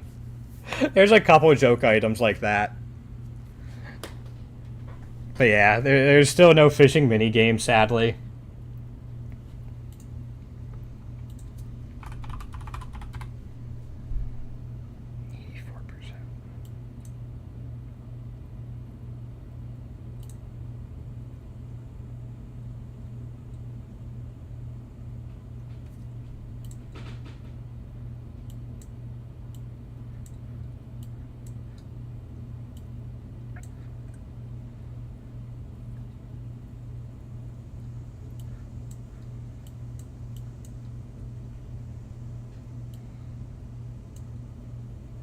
I'm just all over the place. Yeah, no, GGG likes to do that.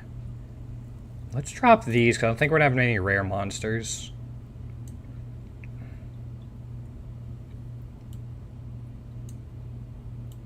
Gives me a couple points back.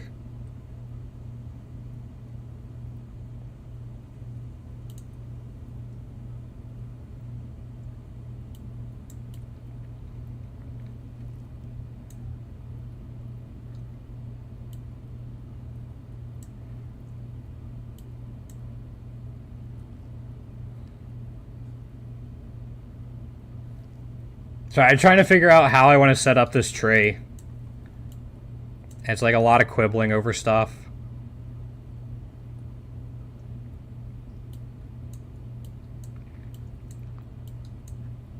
Are you following a guide for the Toxic Rain build, or are you kind of going at it on your own?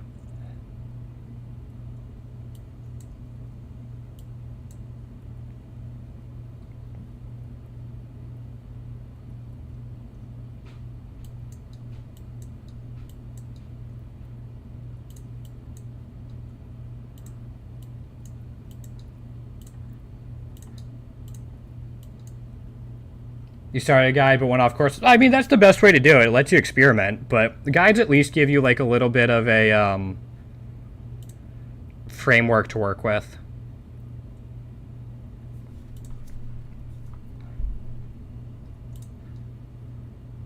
Where do I get the rest of Delirium?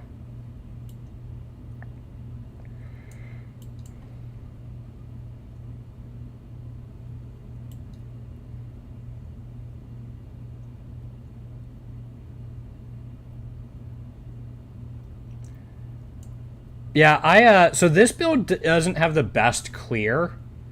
It can have pretty decent single target, but just doesn't have the best clear. So I think whenever I, this is what I want. Like if I roll a new character, it will definitely be something that can clear a little bit faster than what I'm doing. Huh.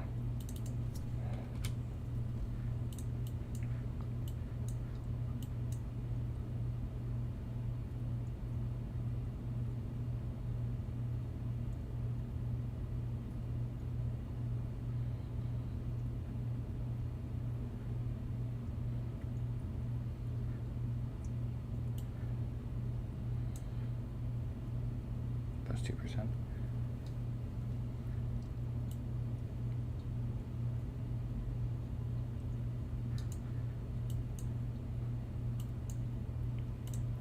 Drop that.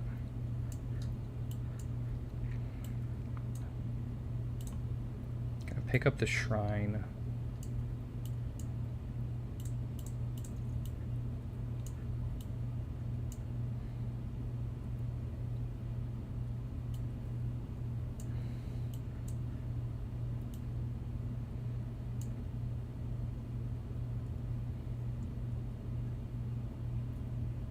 And I'm trying to find a way to get a 100% chance for delirium in the map.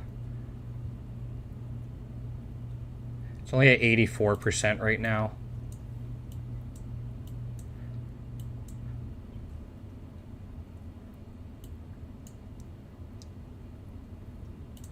No. Yeah, that's what we want.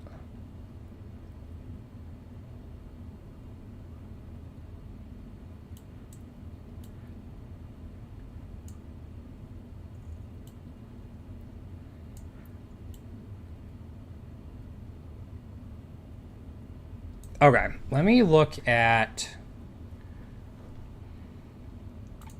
one of my map tab setups right now has it. Like, we use this for farming. And it has 100% delirium chance. Oh, no, it only has 84%. It gets boosted up for something else, though.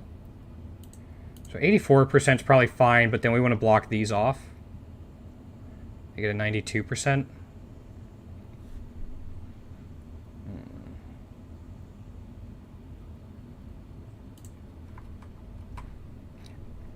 If you're interested, I could kind of like show you the strategy I've been doing numbers. But I wanted to switch it up just a tad. Let's go down here. Don't want breaches, don't want abysses. It's 132. How does this look? I kind of do want that. But that's 1, 2, 3, 4 points.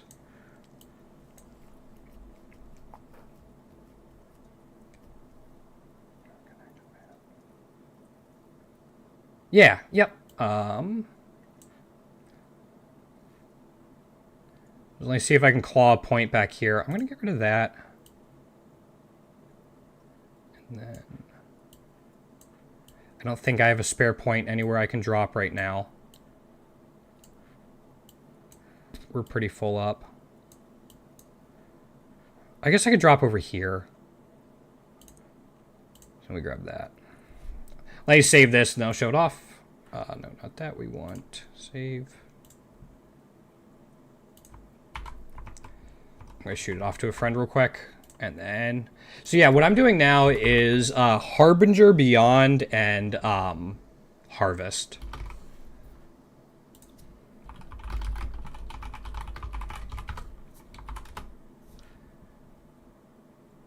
Let me make sure I have all the scarabs I need, and we'll go from there. All right, we have doubling, Harbinger, Harvest. All right, I need 2 specific scarabs, so let me grab them real quick.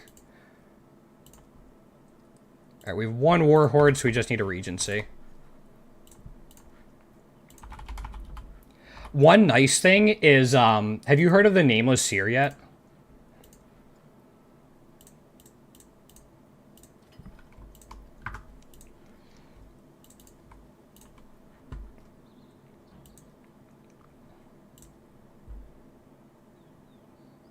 And here we go.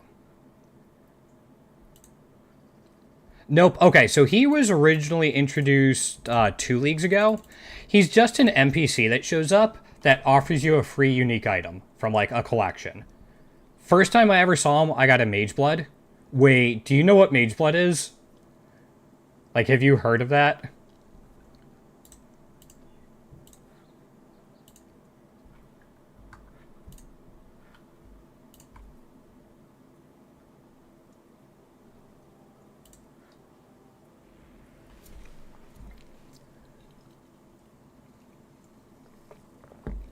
I'm going to wait before I start this map to see if you've heard of it or not.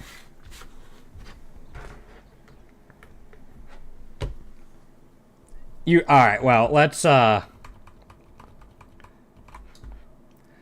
just take a gander at this.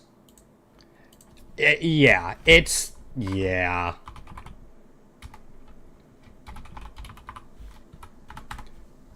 This is how much it costs corrupted. Let's find a not corrupted one, just for fun.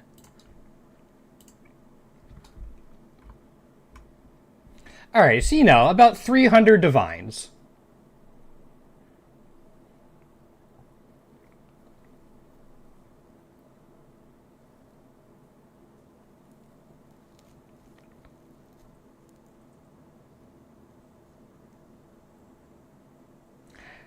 Yeah. This right here is why. This is why people want it. This can go up to leftmost 4 magic utility flasks. So basically, you can have 4 magic flasks effect on you permanently. Permanent onslaught, permanent resistances, permanent quicksilver. And so you combine that now with something they added called an enkindling orb. Yeah, so here, we'll just show this off real quick. So you get the increased effect on it, because the reduced duration mod doesn't matter. It's permanently applied to you. You get the increased effect, and then you use enkindling orbs to get up to 70% more increased effect. So you can get 95% increased effect on these flasks as well. So like this would give me 100% reduced effect of curses on me. Plus, all of the chaos res and all that. A perfectly rolled Mage Blood quality utility flask can sell for a couple divines.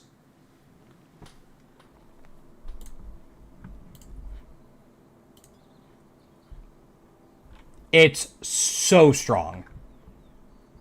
To give you an idea,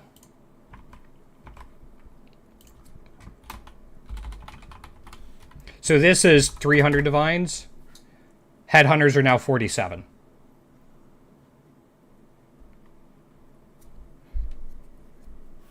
Actually, these might be price fixers. Yeah, it's a price fixer. Sorry, 48, 40. They're like 50 divine. So it's like 6 times the cost of a headhunter now. Just to give you an idea. So anyway, the Nameless Seer offered me a Mage Blood for free the first time I saw him in Affliction League. I'm still chasing that high. But in T16 and T17 maps now, he can show up like rarely and offer you items. But another thing he does is lets you scry a map onto another one. Which basically means whatever map you're in, you can scry it onto another map, which takes the divination cards that can drop in your map and makes them able to be dropped in a different map. So I chose Defiled Cathedral. I farmed it until I found them. And so I scried these because it can drop Apothecary, which is 1/5 of a Mage Blood.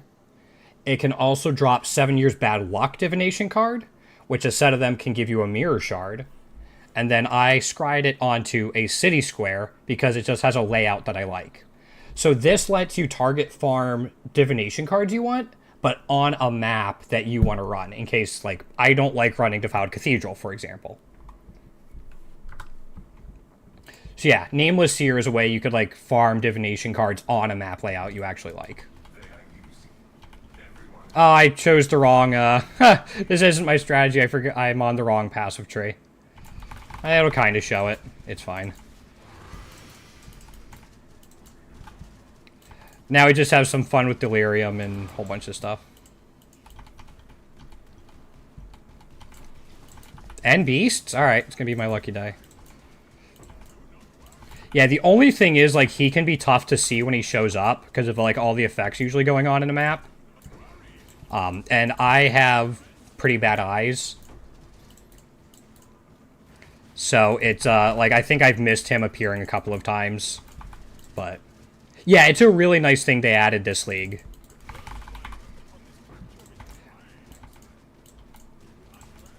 Alright, yeah, unfortunately I'm on the wrong Atlas tree right now, so you're not going to see the full power of this setup. But I'm supposed to have Beyond in here as well.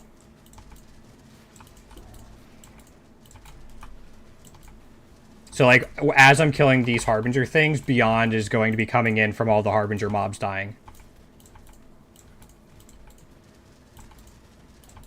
So. But yeah, that's some... When you get to T16 and T17 maps, and you pick, like, a strategy you want to run, that's definitely something to consider. I think most people are picking Defiled Cathedral and scrying it onto the map they want, just because of the two, like, high-end divination cards. That... I mean, they're like lottery drop, but... Hey, Divine Orb drop.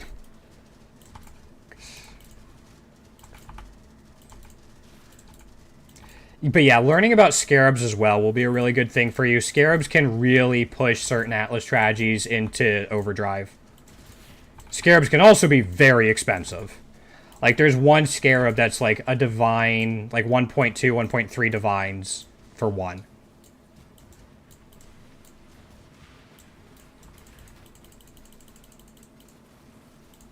I think I'm running like 50 Chaos worth of Divines per map.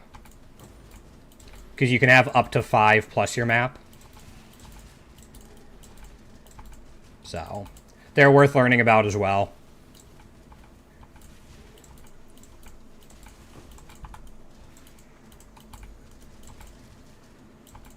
So yeah, this heavy belt I have showing in my loot filter because you can technically chance a Mage Blood. So every now and then, I'll pick them up and throw them in, like, a chance tab that I have. And then take some chance orbs and just, like, chance all the belts I have in that tab. Just, you know, on the off chance.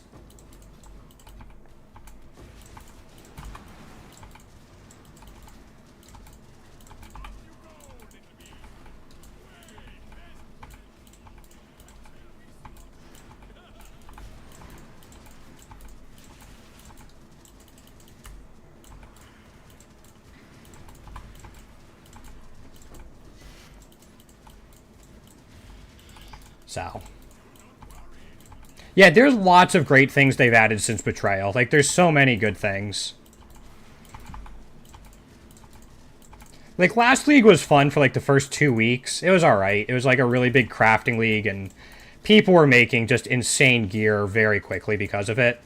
But the kind of appeal wore off. This one's kept me hooked since, like, it came out. I leveled through the campaign the first day it came out, went to bed, and then played a ton that weekend. I got through the campaign in like 10 hours or so, which wasn't bad. And then I'm really lazy about upgrading my gear, and so my chat really had to push me to like, Kuth, upgrade your fucking gear, guy. I'm like, alright.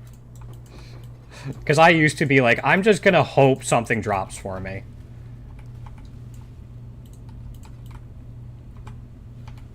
But yeah, they really pushed me to make some upgrades, and I'm like so glad I did, and so glad they did, because if they didn't, I don't think I would have made upgrades of my own volition for a little while.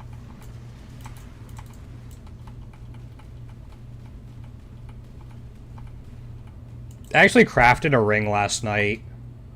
This guy. That I'm pretty happy with.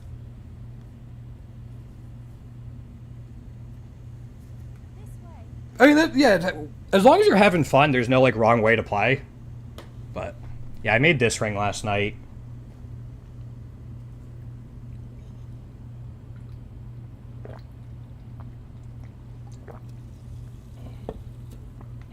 It's like 150 total res. Good life, and I want strength. And I need the life per enemy hit, so, like, the tiers could be better. But because I want the strength and needed the resistances, it turned out super well.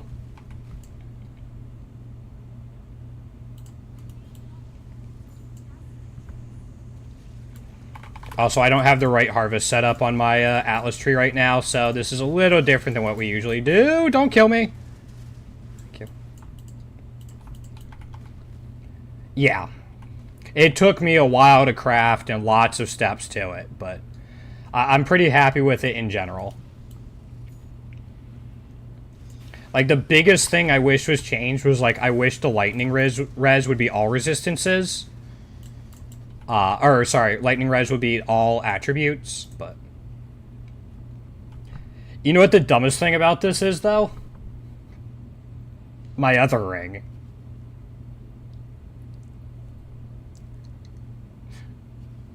My other ring just copies it.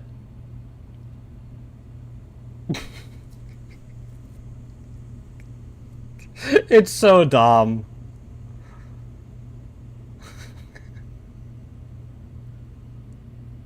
It just copies it. There's some bullshit in the game now, man. You'll have fun finding out about it.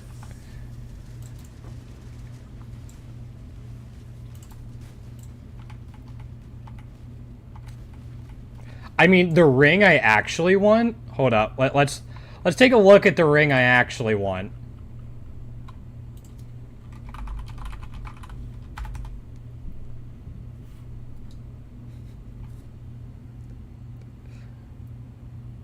There's so many uniques, man.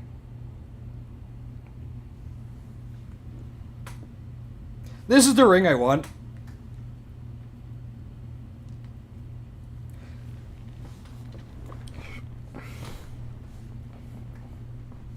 Just a casual 70% of a mirror.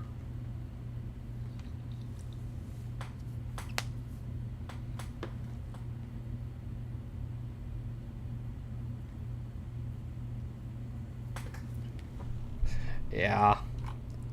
Well, the reason I want that is, so I'm stacking strength. So, like, right now I have, like, 2.3, 2.4 thousand strength. The reason for that is because of this. I add 1 to 80 chaos damage per 80 strength. But I can't do any non-chaos damage. So any elemental damage I would do with that ring, I can now actually do damage with.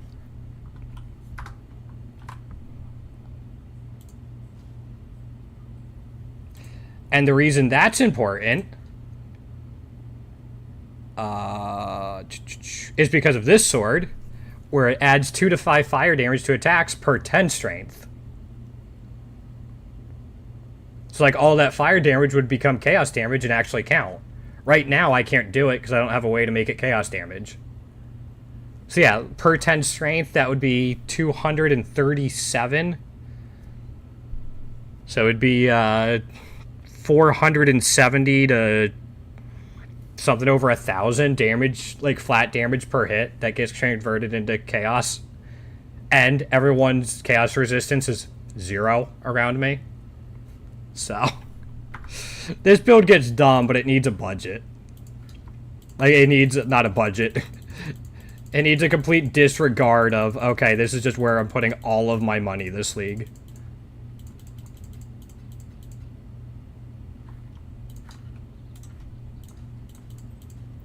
Because, like, these boots were, like, 60 div. But it really did. Have you seen Cluster Jewels yet? Ooh, Anathema actually might be worth something. Yeah, Anathema's worth 50C. Decent rolls on it.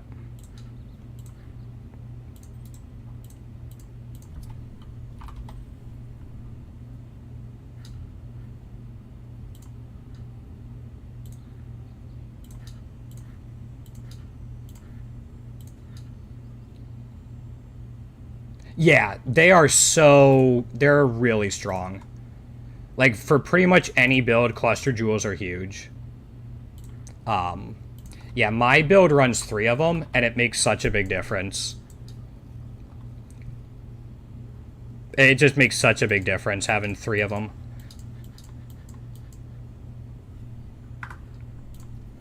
So if you're looking for damage upgrades for your build, check out, like, Cluster Jewel mods. You can even, like, kind of craft them in Path of Building and see, like, what mods are available and what, and how the nodes will be arranged. Because depending on what nodes are on each Cluster Jewel, they'll be arranged differently. So, like, on my Cluster Jewels, I don't pick up this Graceful Execution, but I need it there. That way the 2 nodes I want are closer to the beginning. So if this was a different node, these 2 might not be here. One of them might be here instead, which would make it tougher to get to. That's just something to keep in mind, but they can really be a nice, nice little bit of extra damage, utility, stuff like that. What time is it? It is 1:30. Okay. I think I am going to try out this new Atlas tree. I want to see how it goes.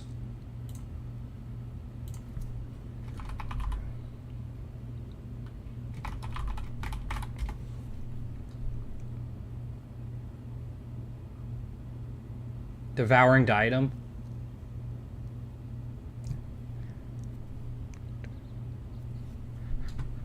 Why do I...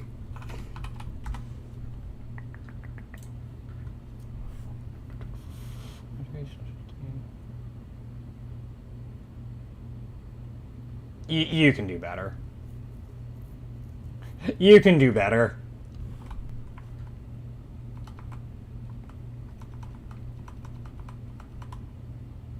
No, you can do better, man. Trust me. What are you using it for?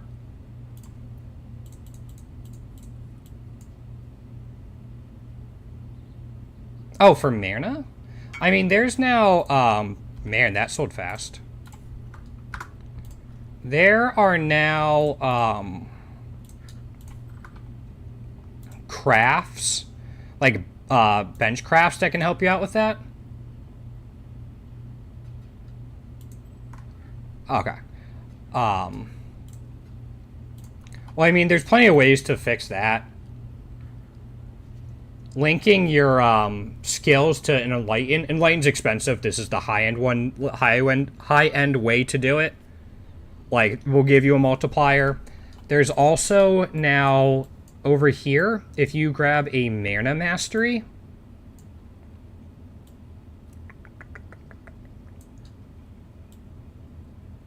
Here we go. If you grab a Mana Mastery, you can get 12% reservation efficiency of skills.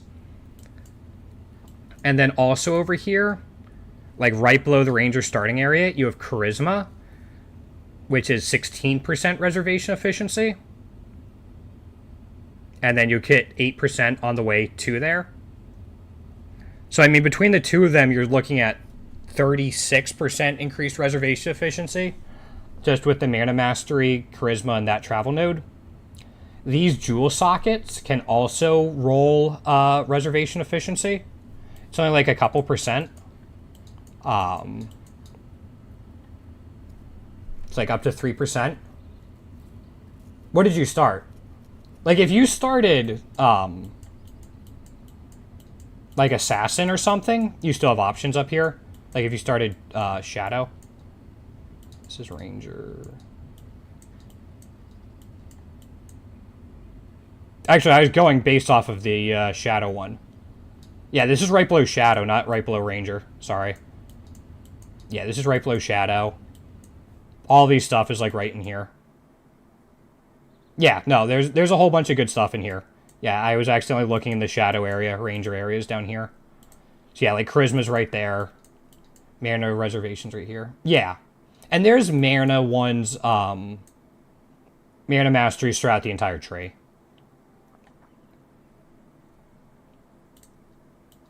And then again, there's stuff on the jewels.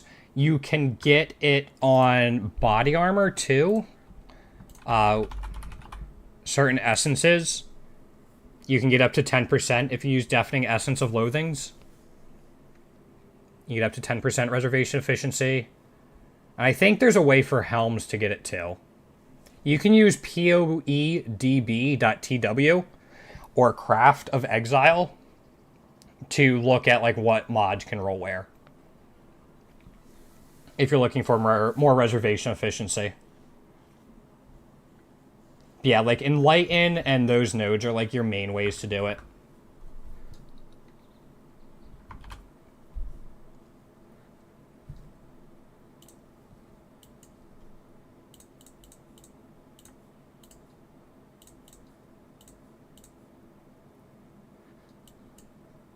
So hopefully that gives you a little bit of direction.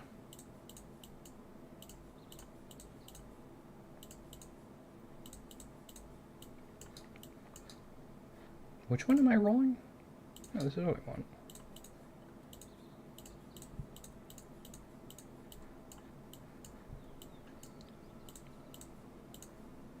So I'm redoing this passive tree to make it more like the one I just did.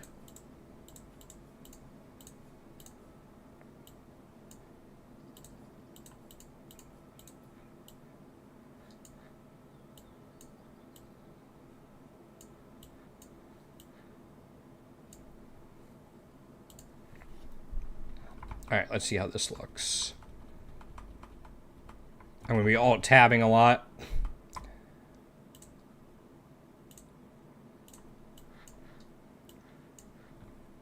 So we came right up a point here. We're coming down this way, picking up all these delirium nodes. Grabbing this and getting rid of these.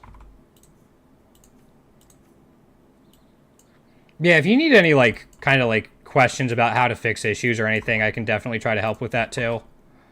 If you're struggling with, like, mana and stuff like that.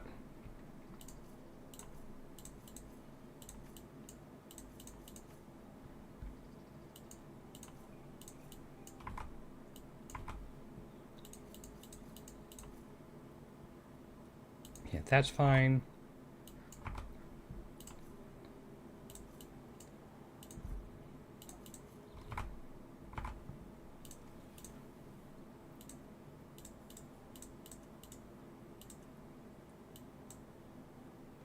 Oh, I don't have any refund points left? Dang.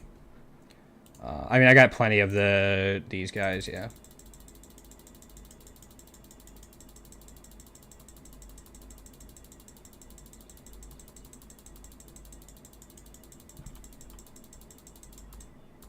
There we go. Now we're good. Alright, so we got them. We're going to grab these up along here.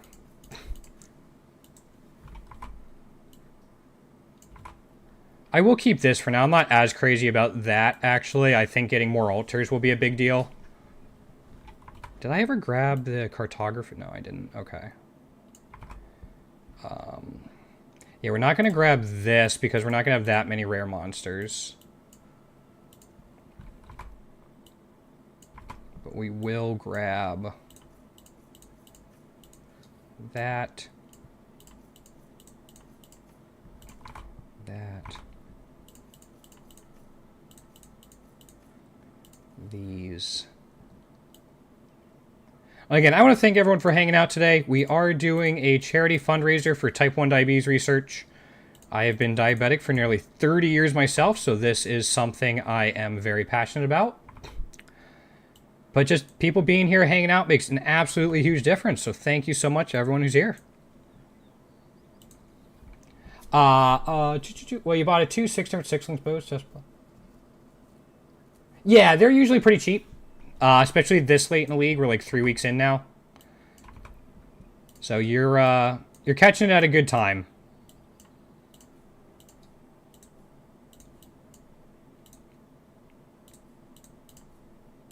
Six links are also a little more common now. Part of that is because of all the shipping stuff. That's made a big difference.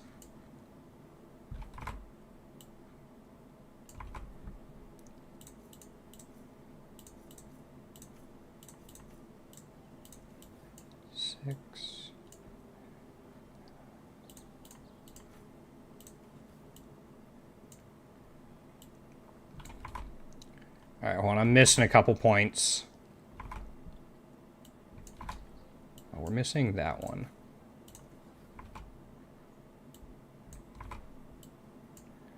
Picked that up.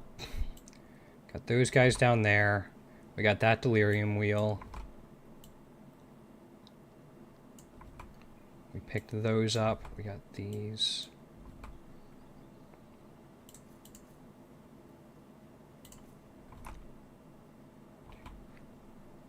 We have 1 point remaining.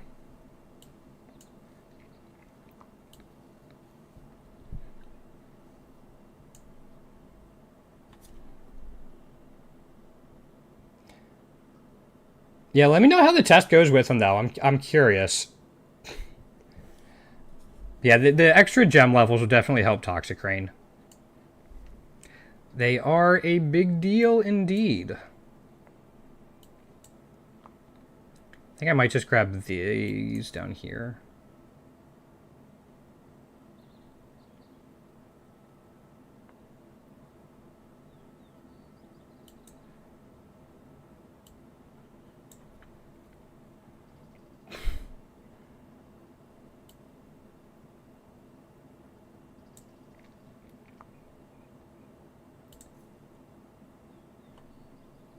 Grab that. Alright, now if we're going to do this, let's redo our favorite maps. Where is Glacier? Glacier's up here.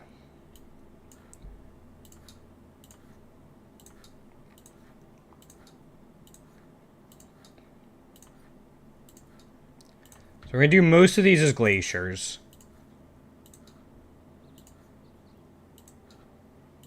And then Maze, Temple, Geode.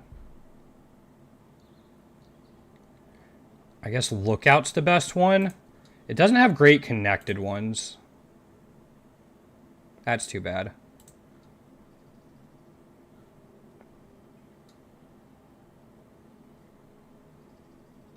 Yeah, we'll just do...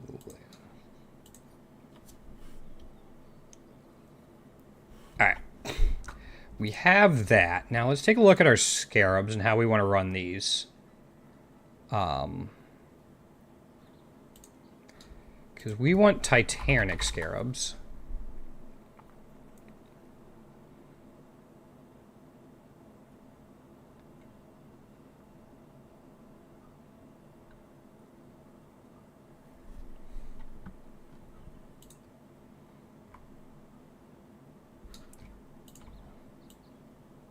Let's try 10 of these. And 10 of these. And then I also want to do Domination. Just for extra shrines. I don't know what evolving shrines are. Oh, wait. That could be huge. Oh, they're like 50 chaos apiece.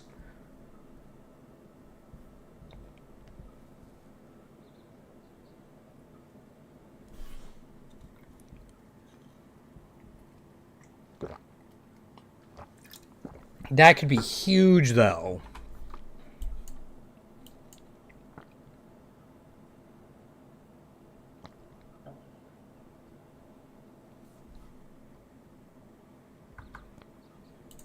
That's something I'm going to have to keep in mind.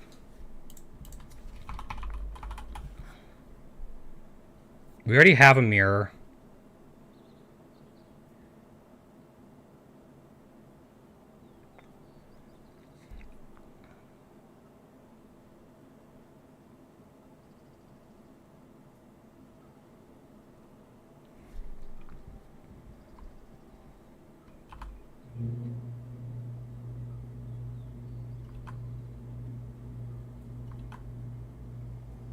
These are fairly cheap.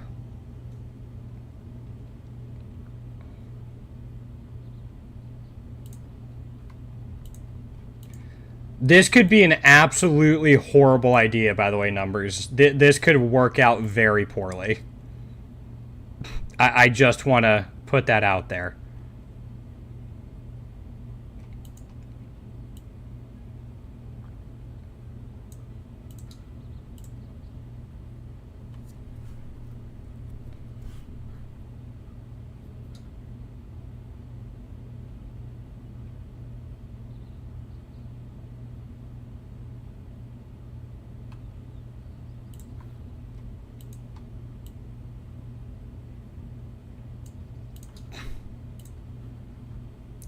Yeah, exactly. And I, like, just leveled. Like, I'm still pretty low experience. So, like, if I'm gonna try it, might as well be now.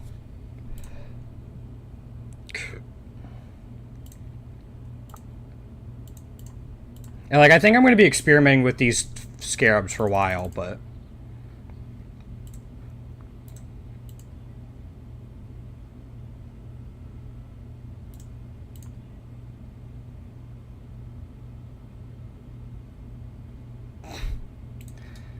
This will be fun.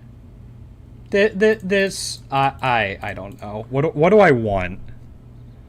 We could put domination on it.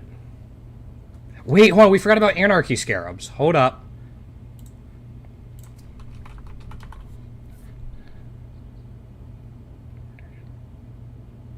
With a rogue giant?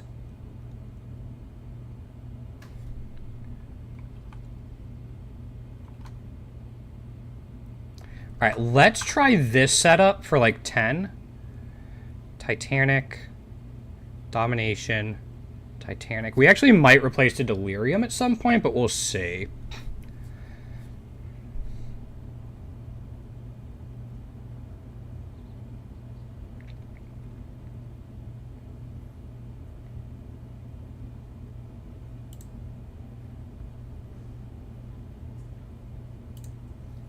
There's actually, like, seemingly a lot of decent scarabs we could run for this. Okay, I was gonna say, do I not get a mirror? I thought I was guaranteed to get one.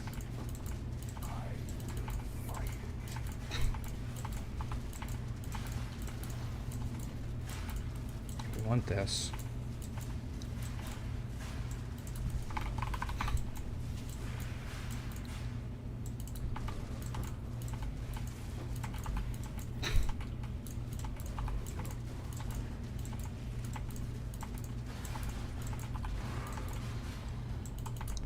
There's a lookout map. There's a scarab.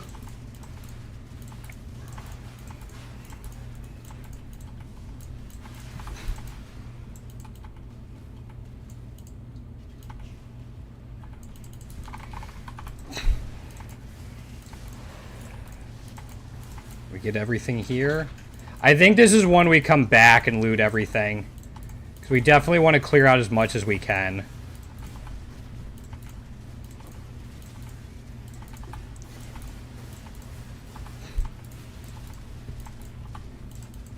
And grab the shrines.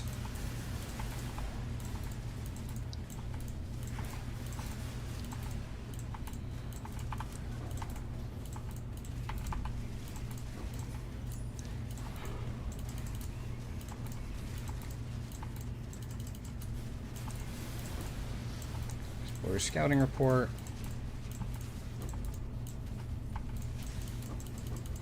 Alright, so we got an accelerating shrine. I'm not going to do Legion.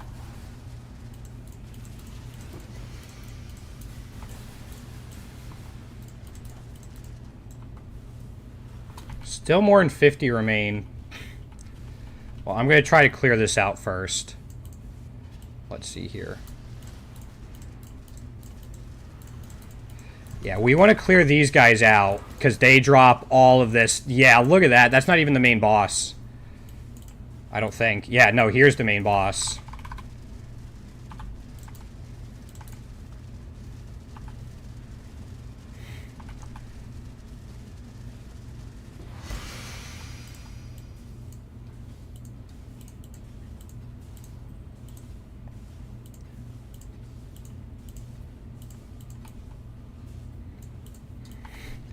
Now we can go back and, like, loot things and maybe kill some things we missed.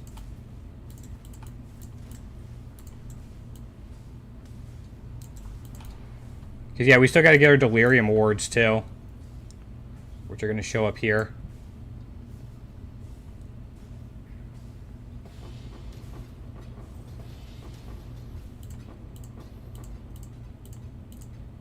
That didn't seem bad.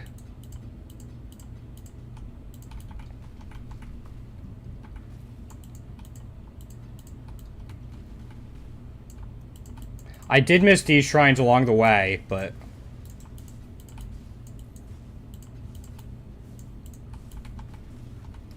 That actually felt like almost smooth. 27 left. Ha! Ice cream truck's going. I just hear it outside my home. I sometimes forget about it unless I have like my back door open.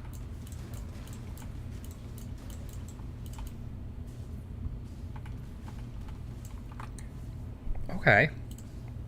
That wasn't... Let's give that another shot.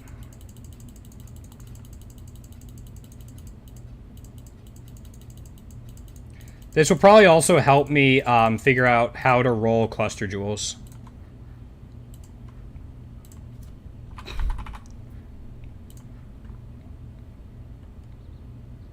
Like how to craft them, I mean. Because I think you can craft them with like delve and stuff.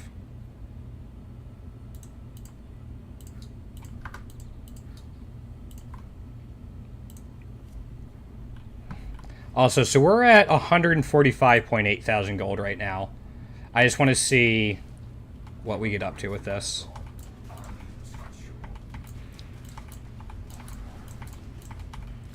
Not gonna...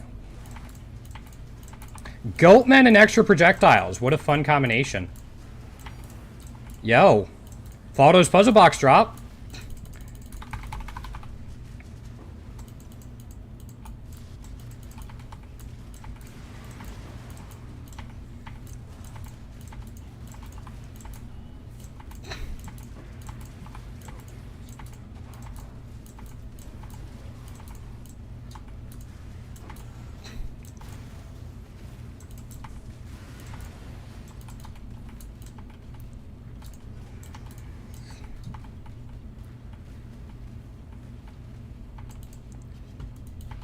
Like, Valdo's puzzle box is like a divine on its own.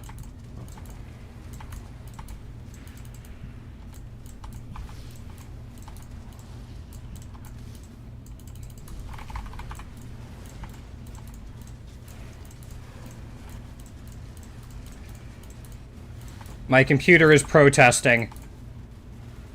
Oh, they can't die. That's why. There was a you can't die shrine in there. Alright, that makes a lot more sense now.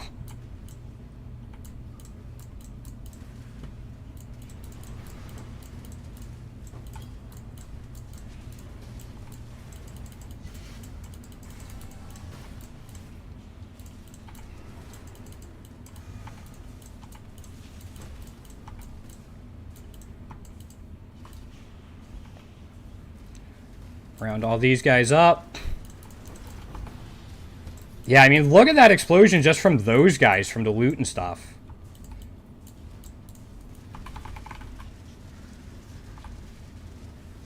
Yeah.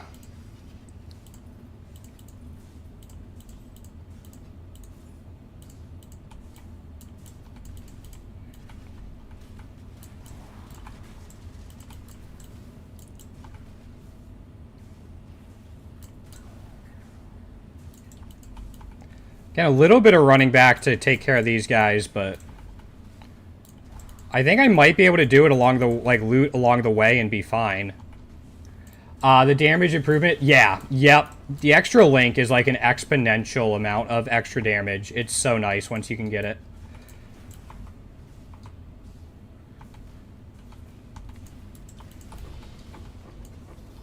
Simulacrum. Nice thing about this, too, is this will let me run Simulacrum that we might be pretty decent at. Because, like...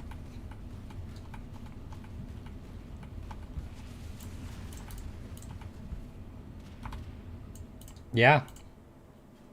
So we went from, well, 145.8. We got, like, 11,000 gold from that map. And Evaldo's.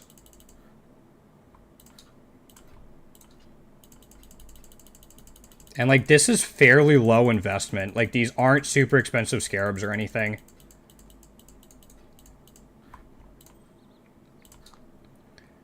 And we get all of these. Although I think that's my last glacier. Yeah, I don't have any more. But yo. What sim is it, Boot? Also, welcome on in. Is it something for me to play through or watch?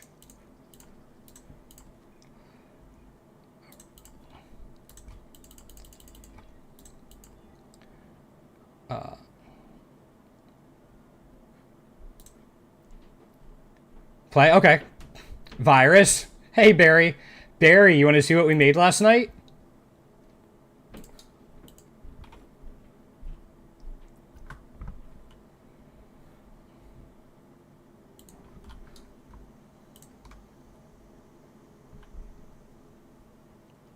$300 splints?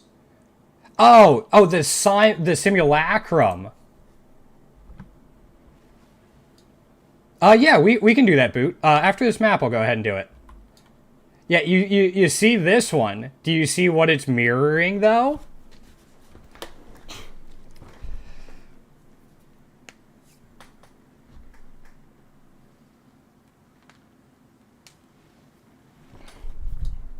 This guy. It's not perfect.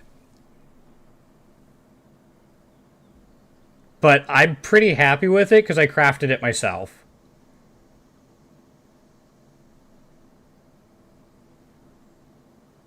But yeah, we'll do simulacrum after this, Boot. I thought you meant like a simulation, not simulacrum. That's my bad. Base was like 2 div, 3 div? I think it was like a 12 to 15 div craft overall.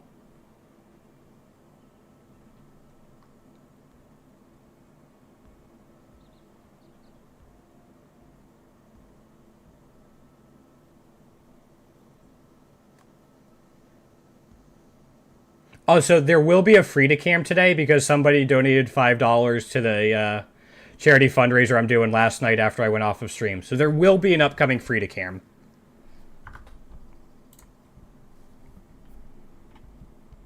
But I just want to give this a shot.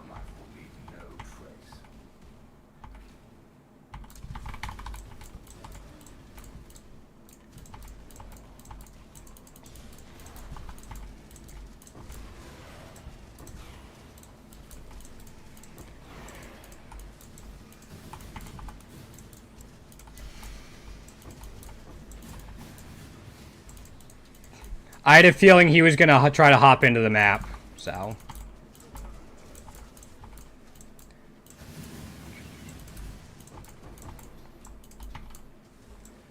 This map is, or this strategy is designed to run on Glacier. I just need to get down what scarabs I want to run with it. Oh, that's you? Oh, sorry, man. I have my own simulacrum splinters, but thank you. I can, I'll run it. Sorry about that. I've had a couple people when I have my party open, just try to like hop into my map and take stuff. So I appreciate it, but I'll run it with the splinters I have. Sorry about that, man.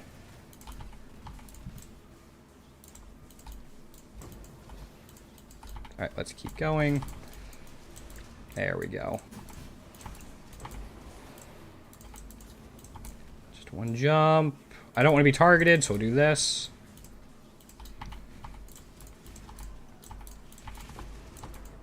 Alright, clear all this out.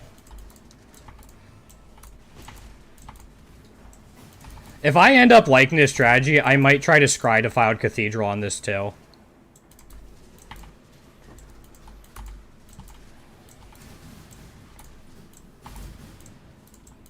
But yeah, I need to refine what scarabs I want to run with this.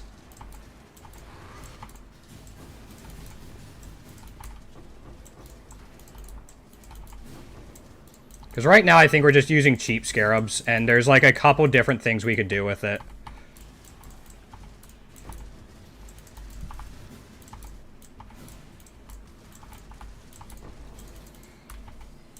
Attack! There we go.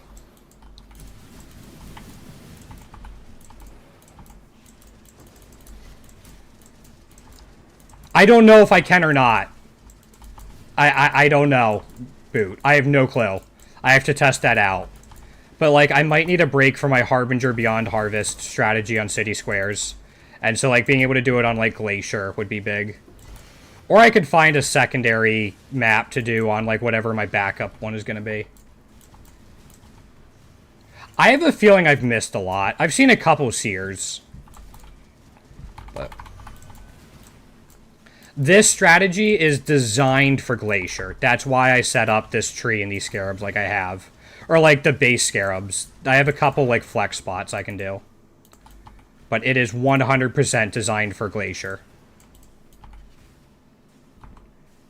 Yeah, I know I missed a ton. I can backtrack a little bit. So I might go out and buy like T16 glaciers in bulk if I can.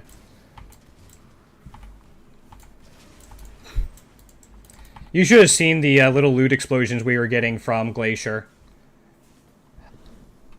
Not for this. Because this is mostly set up for actually Titanic scarabs. And like kind of gold farming.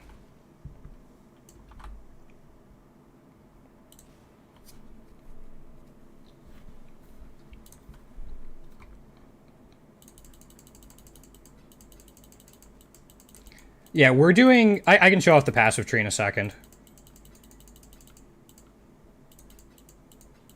Where's my dump tab? Yes. Oros, take me back to, like, beginning of the league. Okay. So, it's a weird-looking tree.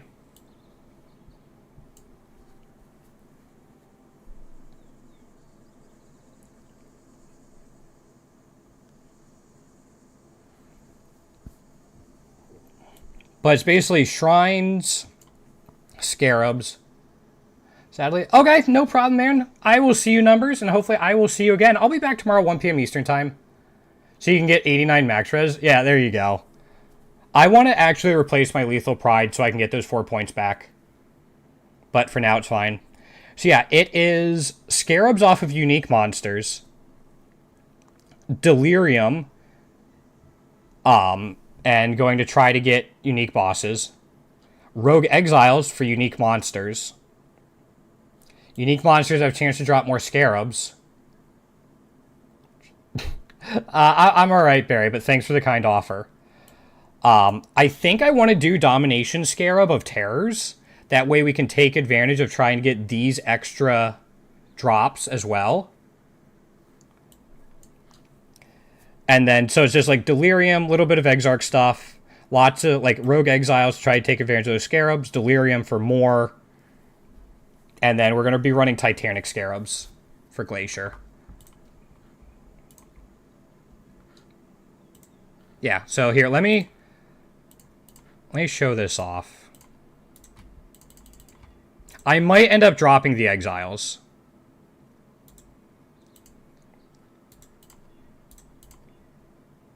Try to get some points back. Maybe even do destructive play.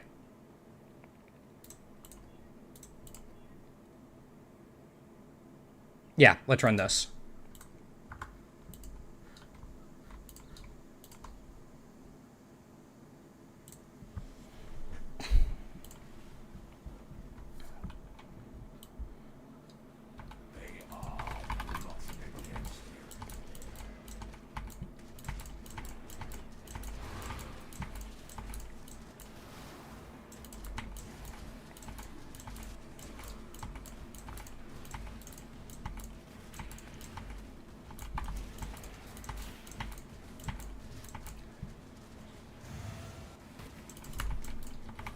I was reading.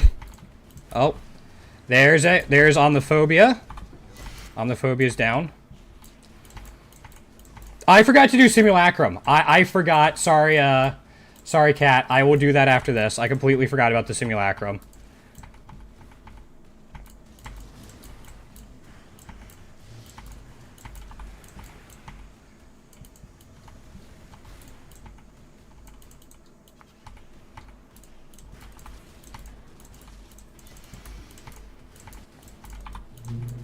I also wanted a map strategy that would go fairly fast so I could get more ore. Because I'm really struggling for ore right now and like all of my ports want it. And we got a Gloom Shrine? Oh, I thought that was a Gloom Shrine.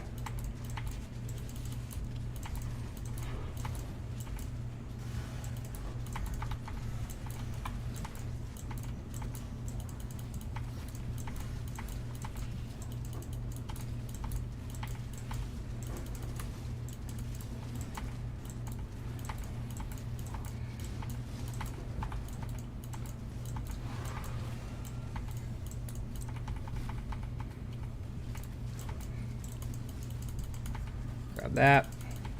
Yeah, I think the Domination Scarab of Terror will actually go well with this.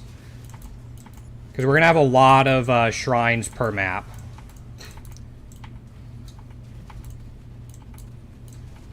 Come on.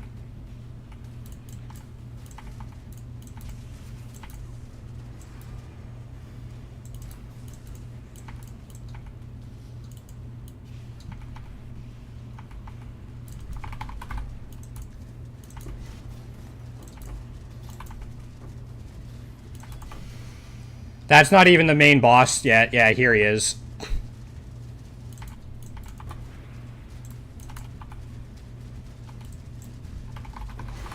Yeah. So then we get all of this from the little unique monsters that spawn with him.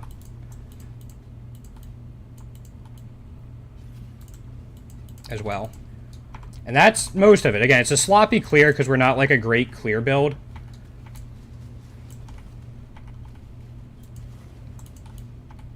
Would have been better without the knockback shrine, but... And then you get this at the end.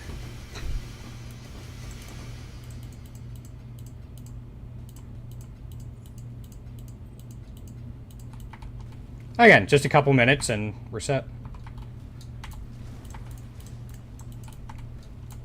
So I could see running like a cartography scarab in here as well. But that's why I'm kind of liking running Glacier, is you get the extra unique monsters with Rektar.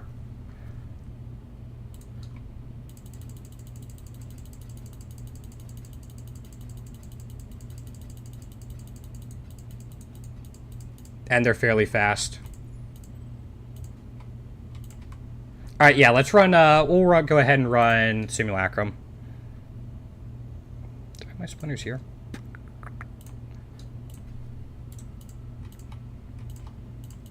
It has been a while since I've done a Simulacrum.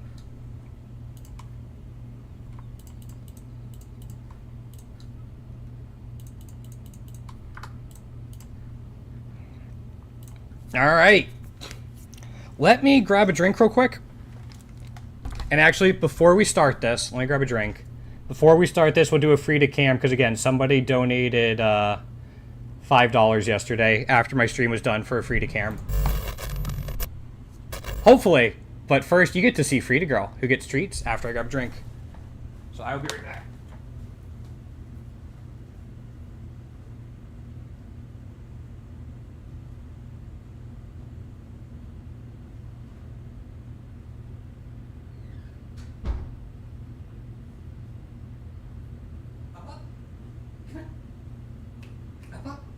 I know, you want to be bribed with treats.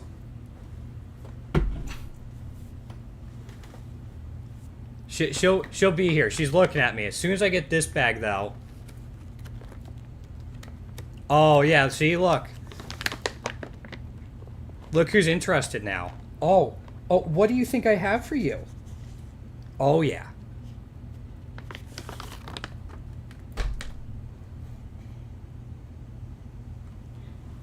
You want one of these? Gentle.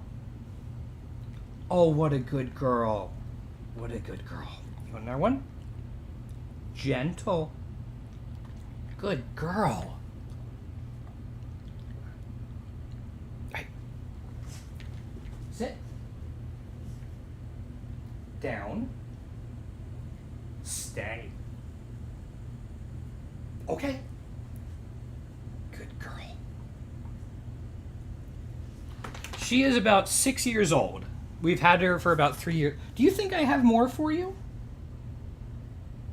Yeah, she's about 6, 5.5 to 6. We've had her for just over 3 years now. Sit. What a good girl. Gentle. What a good girl.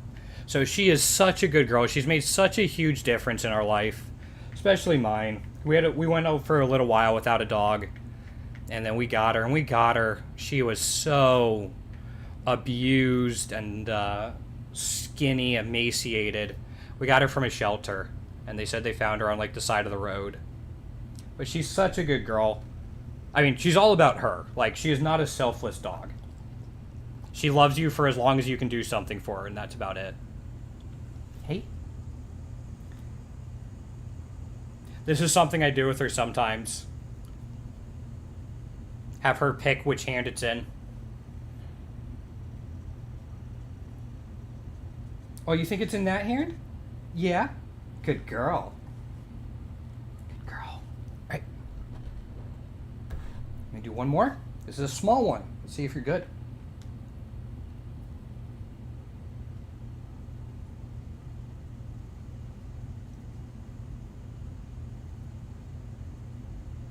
You pretty sure it's that one? Good girl. Yeah, she's such a good girl. She doesn't bark. In like the 3 years we've had her, she's only barked like 6 times. Like 2 of them when somebody accidentally stepped on her tail. 1 was to scare a deer she couldn't get at. There's like a small incline behind my house. So I had her out back on the leash, and there was a deer that wasn't aware we were there. It was like facing downhill when we were above it. So Frida was like pulling at the leash a little bit to try to get to her, to get to the deer, and then realized I wasn't going to let her. So Frida looked at me, looked at the deer, and then went woof, and the deer like jumped straight off and then scampered off. But she did it deliberately to scare the deer. It was 1 bark, and that was it. I mean, I have never seen a deer that startled before. But she's a good girl. She's a little weird. Like, we don't think she really, like, she doesn't know how to fetch. She doesn't play with toys that much. We have, like, a couple stuffed toys for upstairs, but she just kind of chews on them for, like, 5 minutes, and then that's it. She'll leave them be. Food and treats are, like, her big thing, and then she likes pets. She'll, like, come sit next to you, like this, and then if you're not petting her enough, she'll adjust ever so slightly to remind you, like, hey, I'm here. You should keep petting me. You are a good girl. Yes. Yes, you are. Was that worth getting out of your bed for? Was that worth getting out of your bed for? Oh, yeah. Oh, yeah. Okay. Right. I think we're all done for now.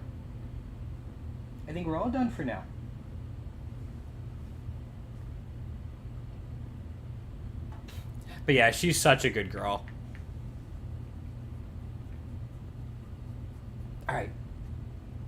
We're all done for now. And then she looks at you with those eyes, like she's been neglected her entire life. I never feed her. I use her as a punching bag. Oh, yeah. She guilt trips you. If there's a group of people around, like in a living room, she'll just go person to person until she finds someone that'll pet her. And then when they're done, she'll go until somebody else does it. And like, Frida, how can you say no to that? How can you say no to that face? Oh, okay. We're all done. All right. So, but she's such a good girl. We're all done for now. I'm sure you'll get more treats this week when people donate. Yes, you've gotten so many treats. We're going to have to take you on a walk to work it all off. Okay. All done. Watch out. Watch out. Excuse me. Can I scoot back in? Watch out, pretty girl.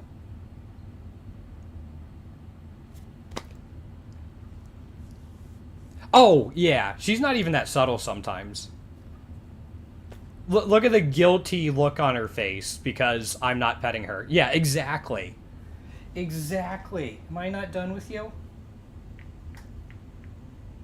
Oh, yeah. Every now and then, like, if you're petting her and stop, she'll, like, lick your hand once or twice to remind you, like, I'm still here, and no, you're not done. It's not like she's giving you kisses. It's just a reminder that, like, your purpose for me is not fulfilled. Keep going, peasant. Okay. Frida. I think we're good.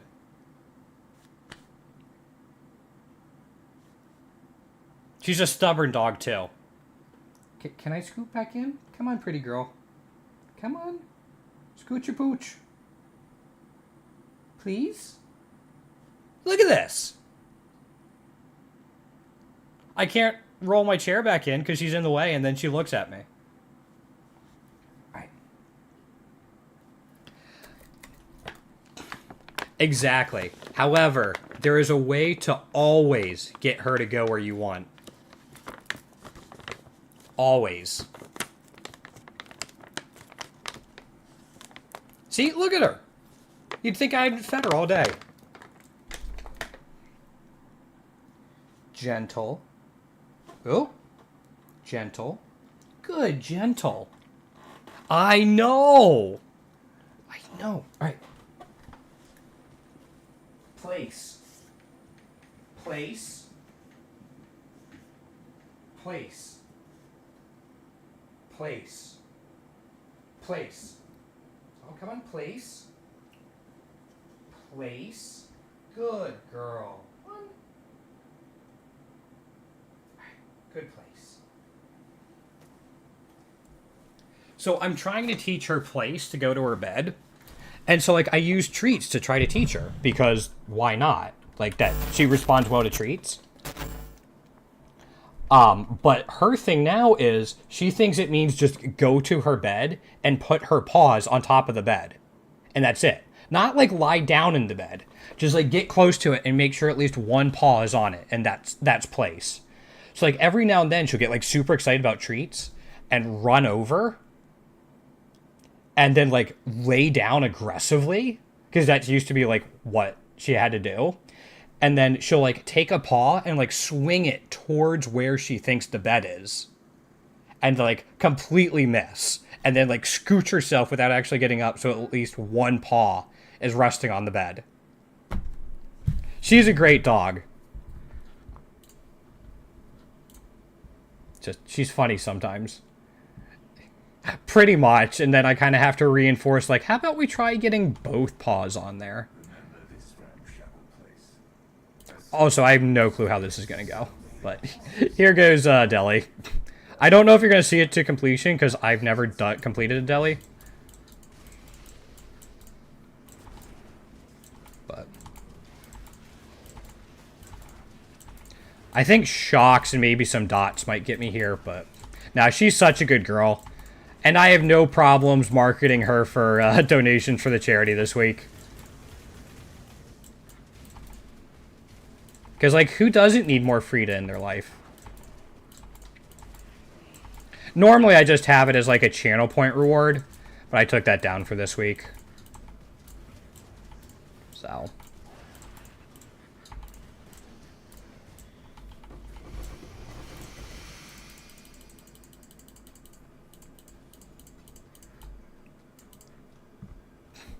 I'm going to get the juicy voices. You know what's funny? You know what's really funny?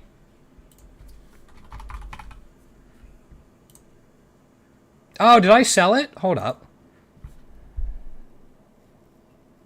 I might have sold it. I got a foil voices earlier this. Actually, hold up.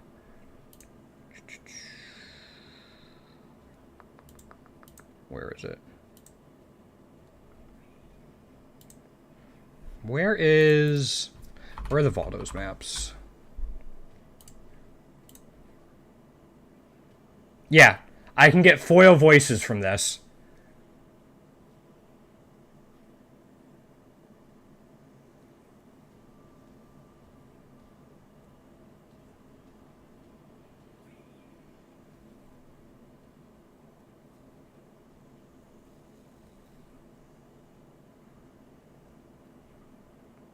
I might be able to do this. Because I can do double reflect.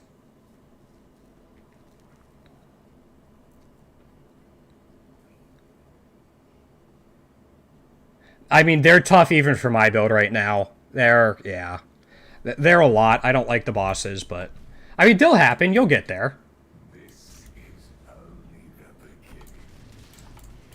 But yeah, they're a lot.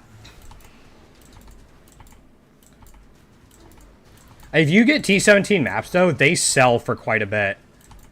I sold, like, 35 T17 maps earlier for, like, 20 div and change. Something like that.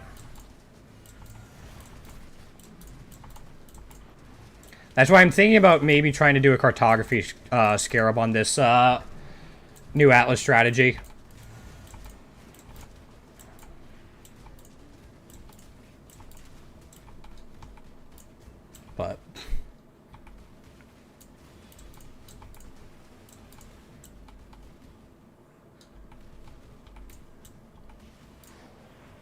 And, like, I think that might not be too bad because, like, right now I think the worst part about T17s are the bosses. That's just a T17 beach. It is... No. I don't. I think some Uber bosses are easier than T17 bosses. But that's just me. I need to learn the T17 boss fights a little bit more. But I'm also not a huge fan of boss fights.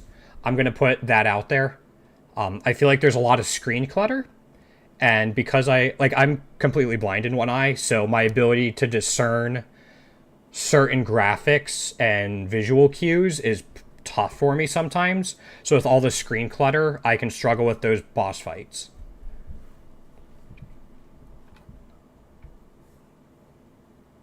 What?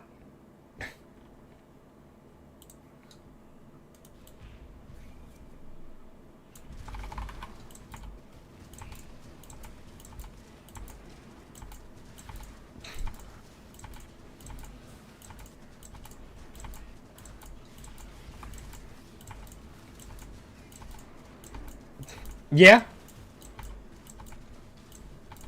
It's why I don't really play League of Legends anymore. I couldn't keep track of the minimap. Yeah, well, thanks for the follow, man. I really appreciate it. Yeah, diabetes is a pain. I didn't take care of it when I was a teenager, and now I'm paying for it a little bit. Yeah, I can't keep track of the minimap in, like, League of Legends anymore. And, like, CSing went out the window, so I'm like, alright, I'm done. PoE's definitely doable, though. Again, some stuff is tough, but I just have to learn the fights even more. That's the big thing.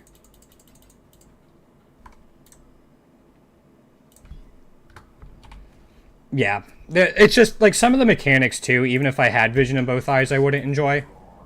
So it's just, like, the more recent-ish boss fights I'm not a fan of. Like, the Searing Exarch's fine, except for, like, Ball Phase. The Ball Phase reminds me of Sanctum of Domination Painsmith fight in WoW. It's just like, if I wanted to do the Ball Phase, I'd go back to that raid. But...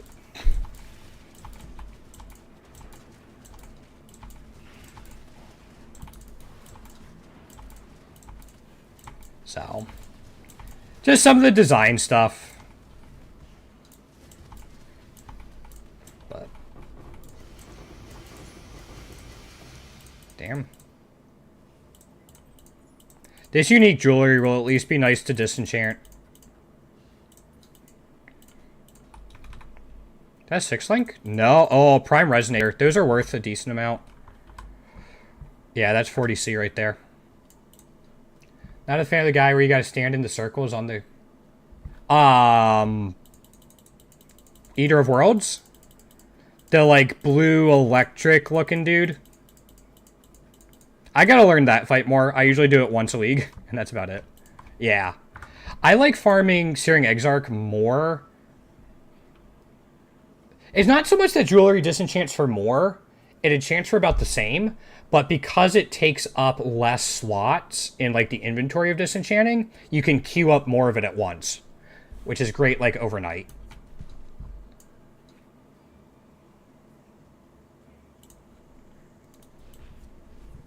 So. That's something to keep in mind. Yeah, yep. It's kind of, like, especially for unique items, how much dust you get is dependent on if there's an influence, I think if there's a fracture, and, like, the tier of the item. Where's Omniphobia? Hold up. He was in there somewhere. He's gone now. And, like, the tier of the unique. So are you familiar, like, are you aware that there's, like, different tiers of uniques?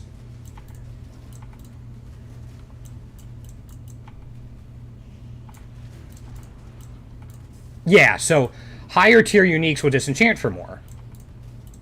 Which is why a lot of people were looking for Beano's Kitchen Knife for a while. Because it was usually pretty cheap to get on the trade market. But it was technically a tier 1 or a tier 0 unique, so it disenchanted for quite a bit. So, some jewelry that's otherwise pretty cheap might be like a higher tier than you were expecting, so it disenchants for more. Oh, that's a Megalomaniac. Hold up, I should check that out.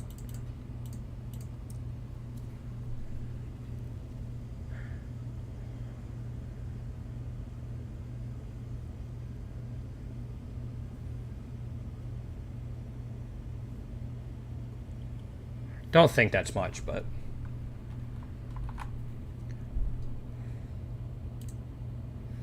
Let's say without quick getaway.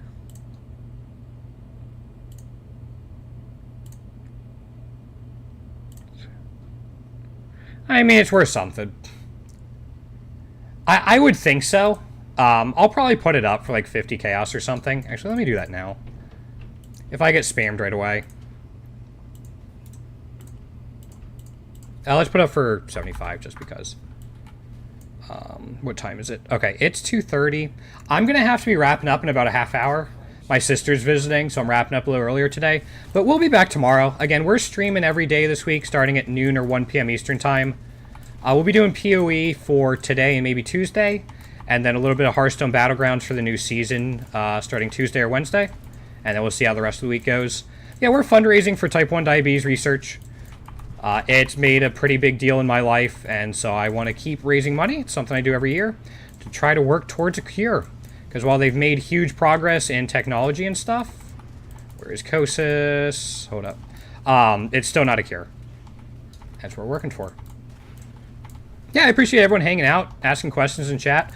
I love talking about the game and explaining stuff to people that are curious and just talking about new potential strategies and stuff. It's something I really enjoy. There we go.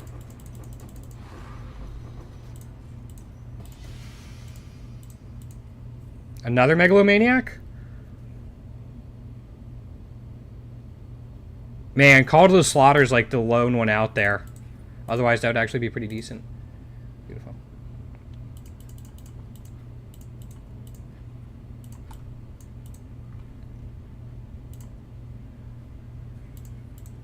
Dump tab.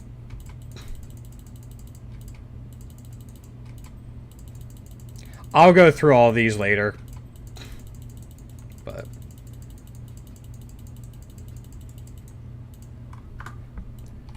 alright.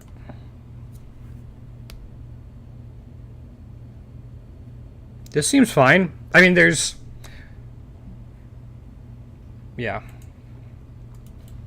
I think it's going to start getting a little iffy, but we'll see. I'm more worried about the delirium effects than I am about the monsters, really. Like, Kosis is a pain, but just the stuff around delirium I'm not super comfortable with, and if it slows my action speed, it's a problem.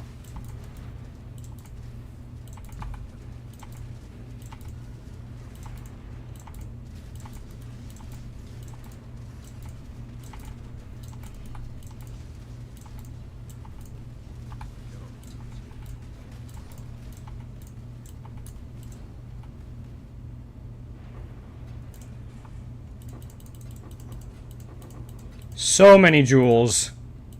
Ooh, black oil. Nice. There aren't really many that are no-no for me. I can run just about everything now. There's a couple in combination that could get really iffy. So I'm hesitant around stealing charges, less recovery, and temp chains. Those are like the three big ones. Enfeeble I can do, but it just nerfs my damage quite a bit. No leech I can do, just it's a little iffier. So any one of those is fine, but I don't have any no-no mods anymore.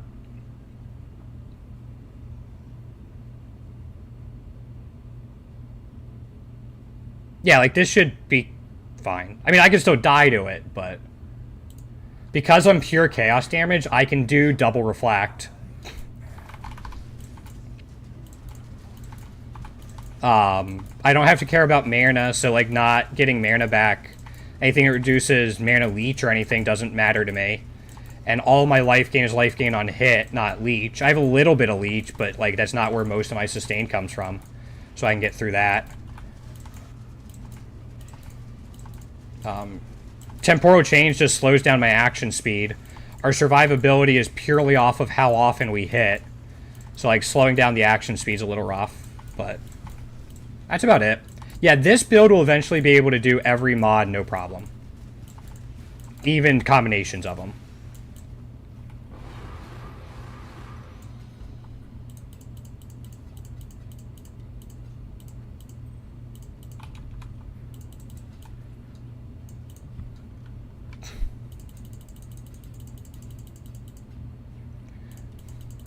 It's not so much conversion, it's these boots.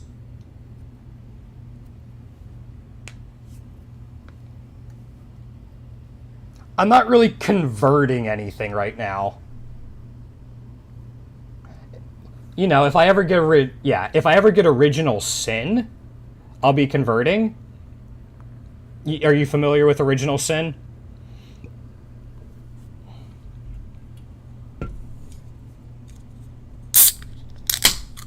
Oh, have I got something to show you?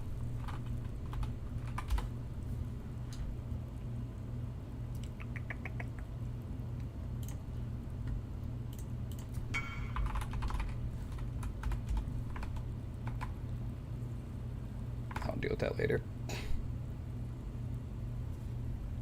Welcome to Original Sin. 2 lines of text.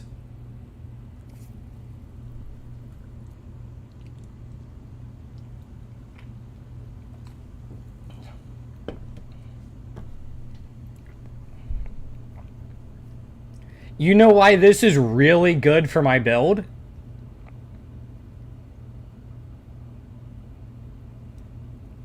Like, right now we can only do chaos damage because of the boots. So, like, if you look at the boots, cannot deal non-chaos damage. So, like, I can't deal elemental damage. But if I take that ring that converts all of the elemental to chaos, I can use this sword again, which adds 2 to 5 fire damage per 10 strength. That would all get converted into chaos. I mean, I would have to be stacking a lot of strength to really... Yeah, I'd have to stack a lot of strength to make that happen, just like for this, for the chaos damage. And, like, you can't get that much strength.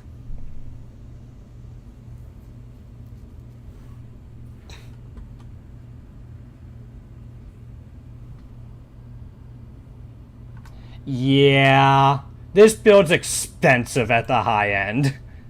But man, 100% chaos damage and you just do a ton?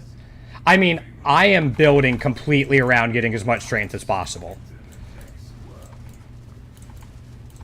Like, most builds, like, once you get to, like, 155, you're like, probably fine. Maybe you'll need, like, 216 for a bow build, or, like, a little bit more for a wand. But, this build is all about the strength, because strength also gives me accuracy, and accuracy gives me attack speed. So, like, the more strength I have, the more attack speed I get. And again, the more attack speed I have, the more I heal. I did. Yep. It's not smooth. Like, there's a lot of better League starters, but I'm not a huge fan of leveling builds, so I wanted something I could scale throughout the entire league. If you'd like, I can put a YouTuber in chat, like a link you to a YouTuber who started it, which is actually this guy. I didn't even realize he was making YouTube content. I've had him on my friends list for years.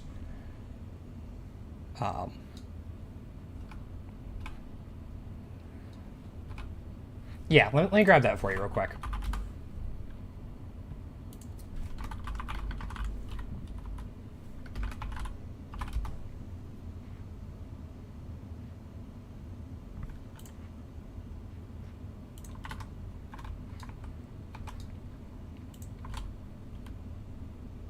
Alright, there you go.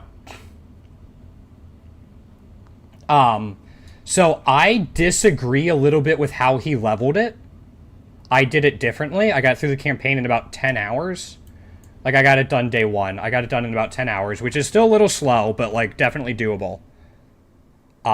There's a lot of steps along the way, and, like, those boots I showed you were 60 div. Like, it gets expensive. I've sunk well over 200 div into this build so far. Yeah, but you can league start it. But again, you can scale it throughout the entire league, and it can just... You're going to find better clearing builds, like Lightning Strike clears better, bow builds will clear better, but it can just, like, one-tap bosses later. I'm not there yet, but he's, like, one-tapping T17 bosses. So...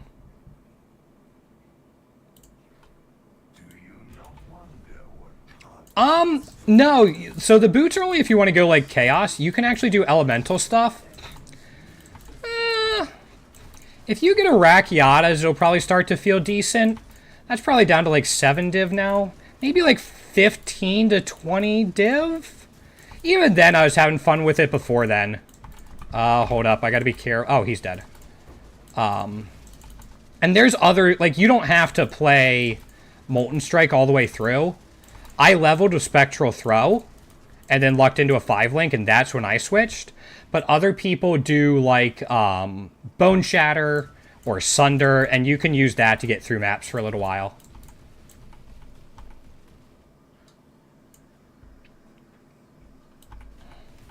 So...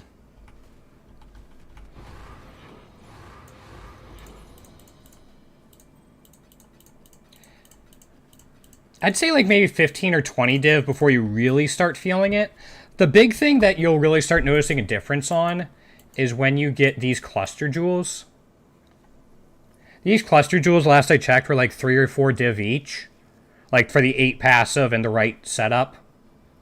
But they just give you so much attack speed. And then this gives you more attack speed once you hit 600 strength.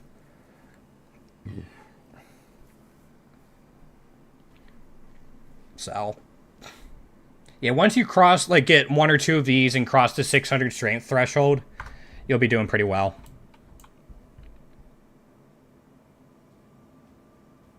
This seems alright. So, if you want to see how I leveled it, I can actually, after this wave, go back and find the video from my stream. I mean, it's a 10-hour video. It's just purely my stream from League Start Day. But again, I got it done in about 10 hours with some mistakes and stuff like that. But if you really want to kill some time and watch it like that, I can find that for you.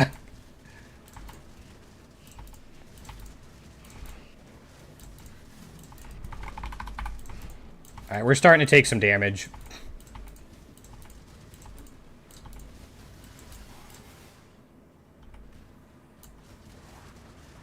We're good.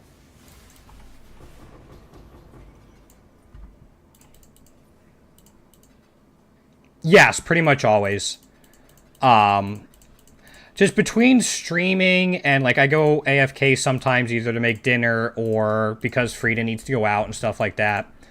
I just play solo. I'll talk with, like, some friends to get some map completion done for the Atlas. Or, like, if we need help finishing, like, a really tough map boss or something like that, we'll, like, try to overlap. But I don't map with anyone. It's more sharing of resources and helping with completion.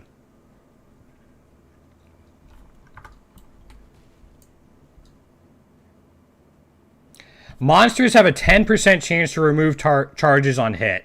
This is where it gets spooky.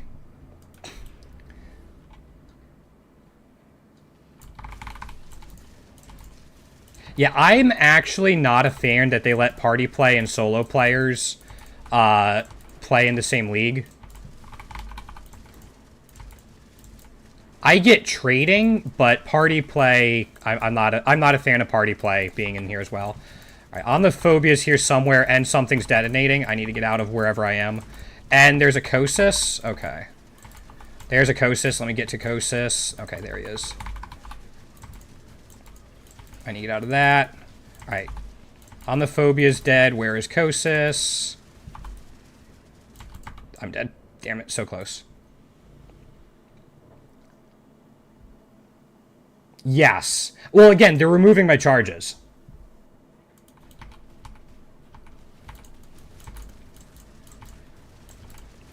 Just, there we go. And I was actually, like, really close to getting him down.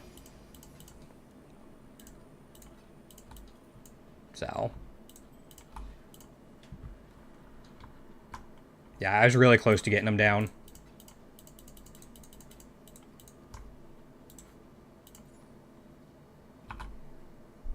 Yeah, that's a 50C amulet right there. I'm gonna put it up for like 60. But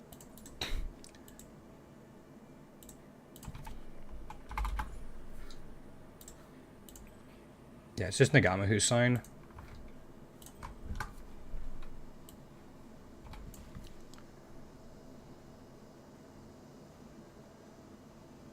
Brittle could be spooky. That means I'm more likely to get crit. And they're doing roughly triple damage. We're immune to freeze. League start an Orabot with your two... Oh, okay. Oh, that's too bad. Yeah, you could definitely League start this. Again, I did. Lots of other people did. You could also go Lightning Strike, which I think might be a little more popular. And then you can go Slayer or Warden if you want to try out the new Ascendancy. All right, this proximity... That proximity bubble is a problem. It slows down my speed. All right, can I get Kosis? Can I get out of here? Yep. Couldn't attack fast enough.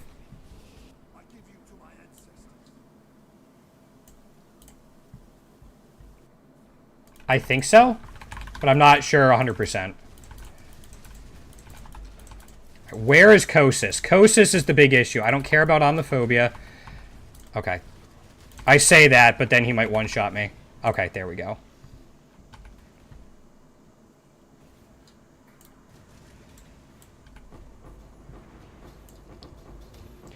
Brittle's a little weird, because it's like a different type of ailment. And I don't know if it scales the same way as like Chill, Freeze, Shock, and Ignite. Bleeding and stuff like that. Yeah, I'm just going to grab these. Alright, I think I have 4 portals left. And we have 2 waves left. Kosis, I just find he does more burst damage and has more AoE. And he has a channeled beam. Stuff like that. Omniphobia just hits hard and he's a little tanky. But, like, if you avoid his big slam attacks, you're generally okay. Kosis just has some stuff where I tend to die faster. Also, I have, like, no flasks at the beginning of this one. Alright, they have more projectiles.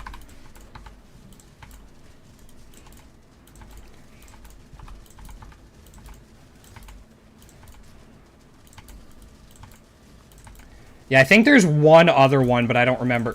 Fuck, there's Kosis again. Alright. I'm gonna try to just, like, dance around the periphery. Dance around the periphery!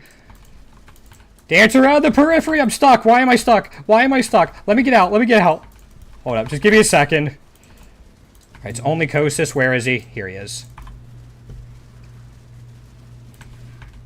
Yeah, see, like, look at all of those explode, like...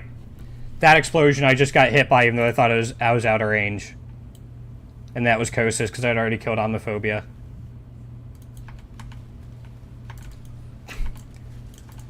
And I can't see him.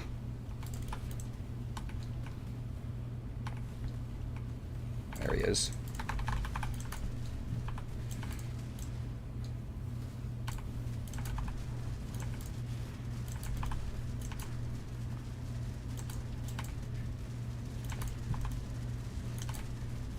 Okay, jeez. Yeah. And that's with... I had 7 endurance charges and 9.5 thousand health. You really need to have some good defensive layering to get through that, or just don't get hit. But... yeah. Oh, that's such a bad synthesize. It's so bad. I hope so. They did change,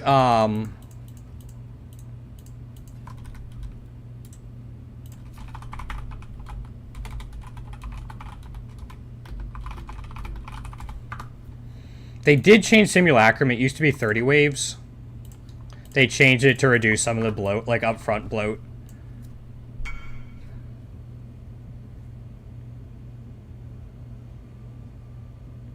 This doesn't look awful.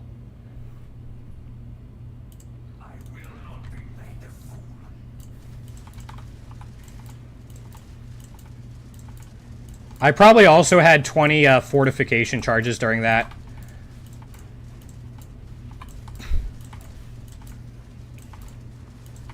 If I can leap slam, I'm generally safe. If I can't leap slam, I'm in trouble. Kosis Omniphobia.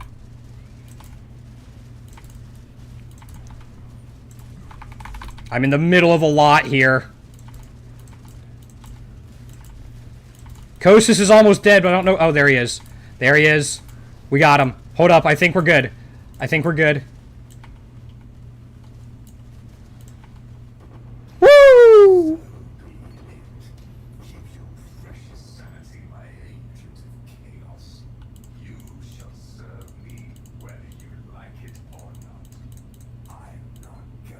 All right. Oh, I could easily farm that. I can easily farm that with this new strategy I set up. Thank you, man. No, I appreciate the support. I'm just going to leave that there. We're going to drop all these in. So I'm going to sell that. Yeah, I can farm that so easily. Holy cow. Oh. Also, in case... I'll show this off in a second, but let me invite him. Can I do party from here? I just make sure there's nothing else. Okay, I don't have to talk to him or anything. Do you know about the 40% gem recipe?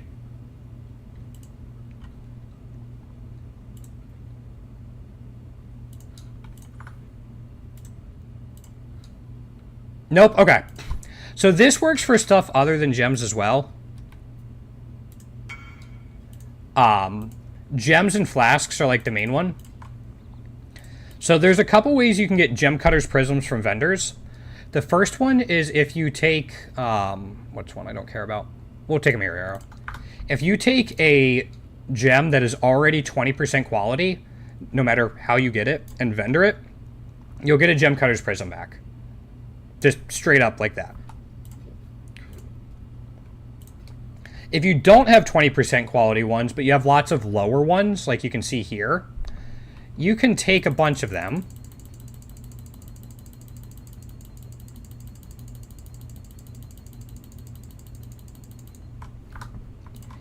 And basically for every 40% worth of quality you vendor, you'll get one gem cutter prism back. So like that's 10, we're up to 25, we're up to 38, this has 6.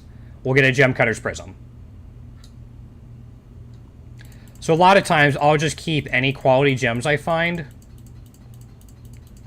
And then whenever my gem tab runs out of space, and if you don't have a gem tab, it's just, you can keep track of it.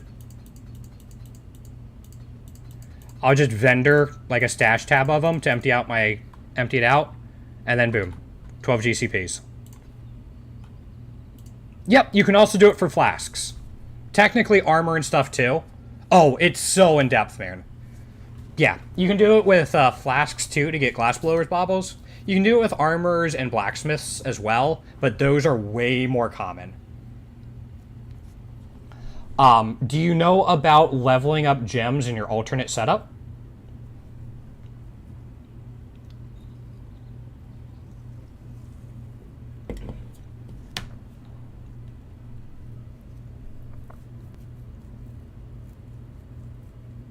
Yeah.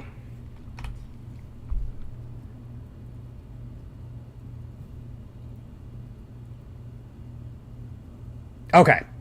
So yeah, you can level them here. I actually have a couple ready.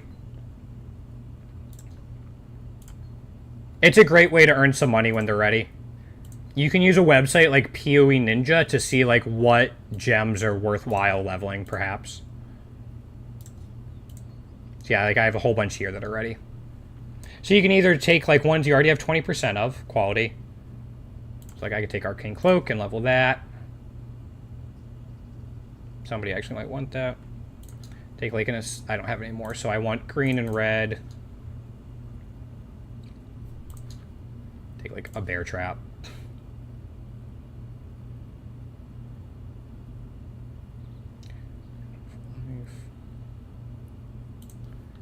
Take a desecrate and then like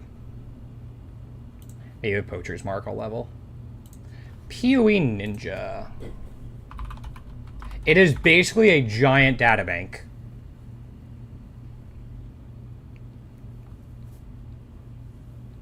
That is the website name. It might not be linking properly in chat, but it is a giant databank that could be very helpful for looking at prices of things, the trend of prices, and stuff like that.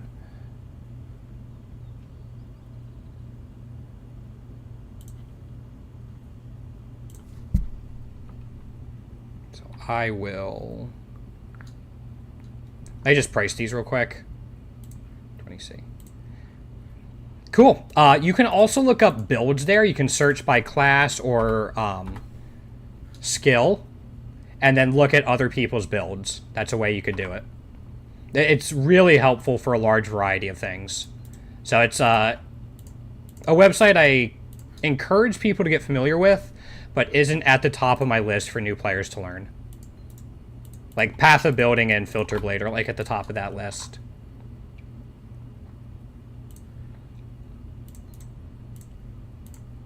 But it's a good one to know.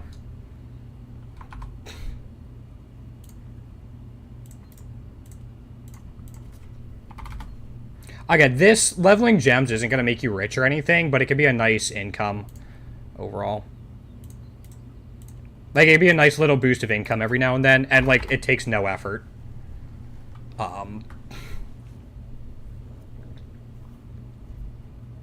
Yeah, it's really good to know. What time is it? All right, I'm going to do, like, 2 more maps.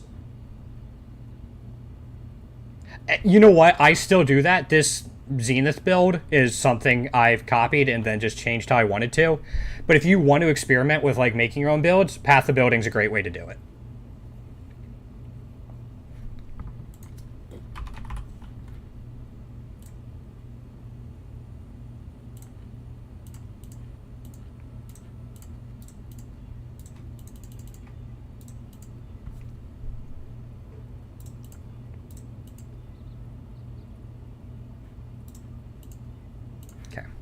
All right, let's grab our scarabs again. So again, we were going... I'm just going to grab one. We're going to run one more map and wrap it up. Again, my sister's here. She's visiting. So I want to spend some time with her today. Let's do that. I want to try... this. And then let's do a domination scarab.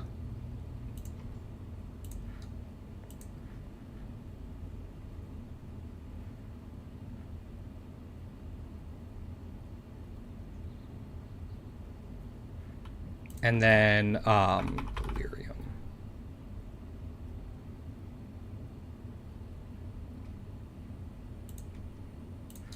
Let's see how this setup goes. Yeah, absolutely, man. So again, like 12 p.m. or like noon Eastern time or 1 p.m. Eastern time. And again, I'm not sure about, let's try domination. I'm not sure what we're going to be playing on Tuesday yet. The new Hearthstone Battleground season is coming out. And I kind of want to play that, but I might wait until Wednesday just to make sure the servers are stable. I'm not going to take the time to level them right now. We will go back to King's March after this map just to check all that. But...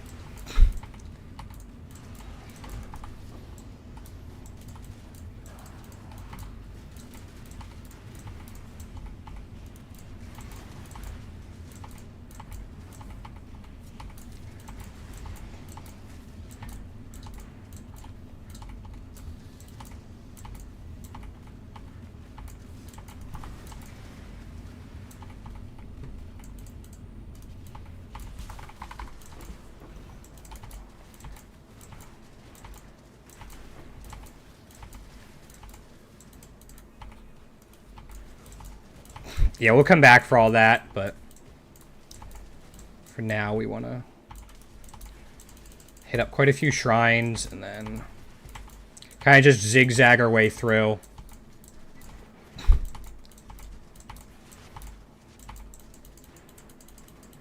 Okay, there's that.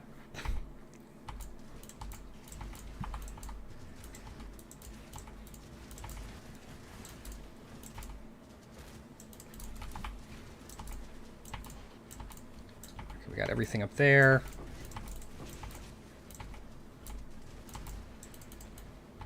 Those. There's a scarab. Again, that's another reason I'm running this strategy is scarabs, and it's like a fairly quick map overall. And then we got this at the end.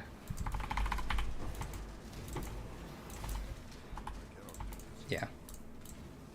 Now we just wait for the main guy to come down. There he is.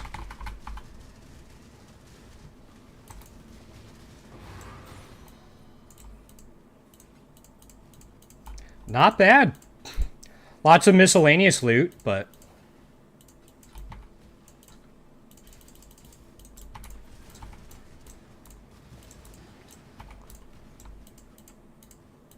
stuff like that.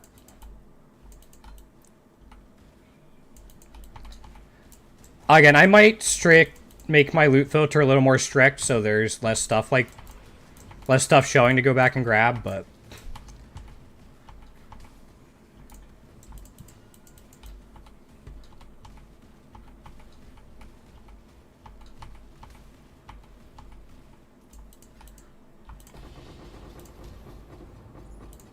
Man. And like all the incubators too are going to add up. Yeah, it's amazing. You should see Headhunter builds. Headhunter builds get insane.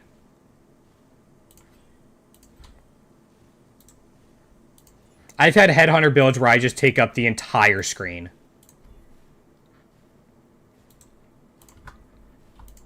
Alright, did I miss anything?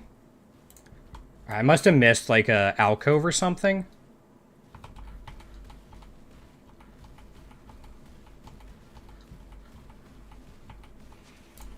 Missed these guys. Maybe that was it. Yeah, alright. I missed everyone, like, back near the beginning. Yeah, there's only 11 left, but... Headhunter? Basically, Headhunter's a belt. Whenever you kill a rare monster, you steal one of its modifiers for like 60 seconds. And it stacks. It gets out of control. Yeah, it used to be like the chase item in the game, the belt that everyone wanted. And then that Mageblood belt came along. And now Mageblood's like 6 times the price of it. Mageblood's just better in general. But like for fun, I think so. Usually though, you can get like haste aura, critical aura, extra damage, size, soul eater. Oh, have you not? Oh, I was showing Mageblood to somebody else. Oh. Alright. Let's see here.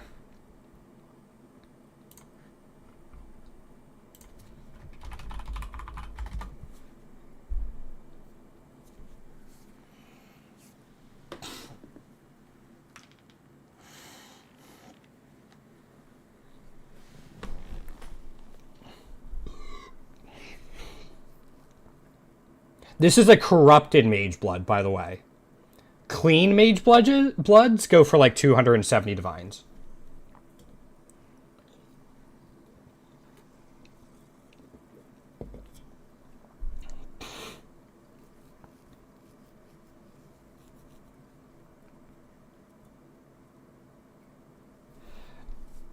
You could, yep, you could do that. This value right here can go up to your first 4 magic utility flasks always apply to you. So then you combine that with something like this, where you can roll increased effect and then you use these enkindling orbs to get the enchant on it for up to 70% more effect there, you can almost double the effectiveness of each one of your first 4 flasks that are applied to you permanently. Quicksilver, Onslaught, like Silver Flask, any like resist flasks, you wouldn't have to worry about resist on your gear at all.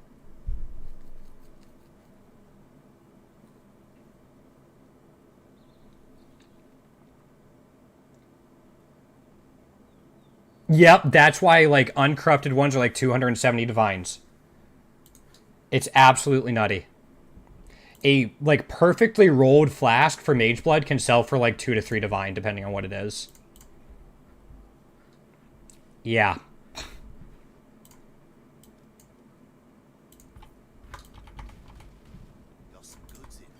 Alright, we're going to end it up by clearing out all of our mappers and then seeing what we got from shipment, and that's how we're going to end the stream. Thanks again for hanging out today, guys. Super appreciate it. We'll be back tomorrow, noon to 1 p.m. Eastern Time. We'll still be fundraising for type 1 diabetes research from today through this upcoming Sunday, the 25th. So if you have any questions about diabetes or anything like that, feel free to ask, or about the games I'm playing. More than happy to help and explain what I know. Alright, I got 2 divines from these earlier, so I can't be that upset.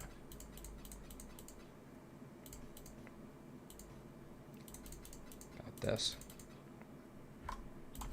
I'm just going to see how much of this I can disenchant. Oh, I can disenchant all of it. There we go.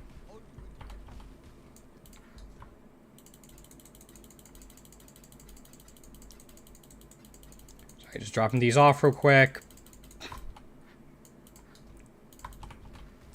We'll grab the rest of it. Disenchant. Alright, now we'll look through this. This is a little more tedious, but we don't have as much to get through. It's mostly just like bubblegum currency. The maps are nice.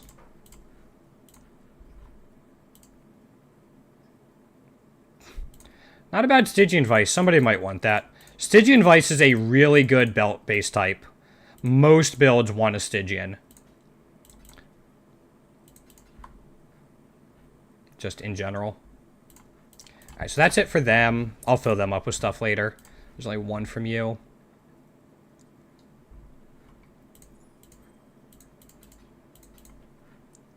Yeah, nothing major here. I mean, there might be like a decent scarab in there. But nothing popped out insanely. Alright, so I think we'll put that here. There is a small chance I'll be back late tonight. Just seeing what I could do and see how I can refine the new strategy we're doing. But I'm kind of doubting it, and if it is, it's only going to be for like an hour or 2. Yeah, before we go, I'm going to roll for better workers. Because we have like a little over a day worth of stuff left.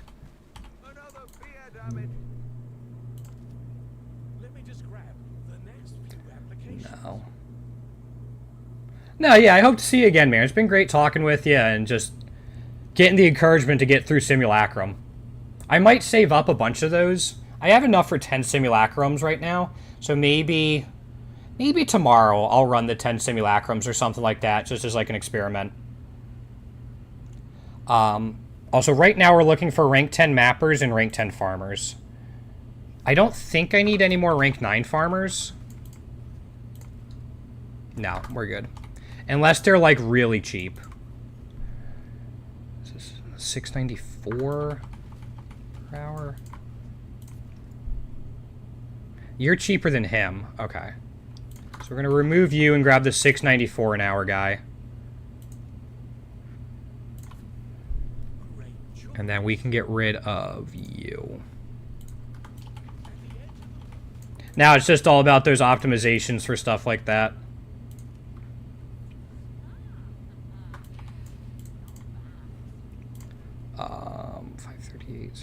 I'm looking for anything like super egregious. Like that. Yeah, that can be replaced with the guy we just got. or guy we have up here. Yeah, you're a significant improvement.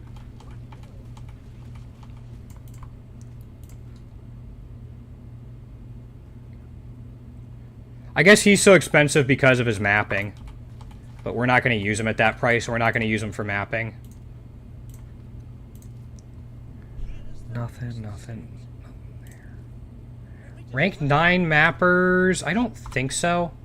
One thing I'm going to check before we finish up are these guys. Nope, these guys already have rank 9s. Okay. I could try to replace these guys with rank 9s, actually. Yeah, let's do that. If I can get 3 teams going at once for mapping, that would be great. But I want rank 9 and 10 on all my mappers. That way I can run just pure T16s on them. You are one as well. Man, you're so expensive, though. Yeah, we're not going to run you at that much.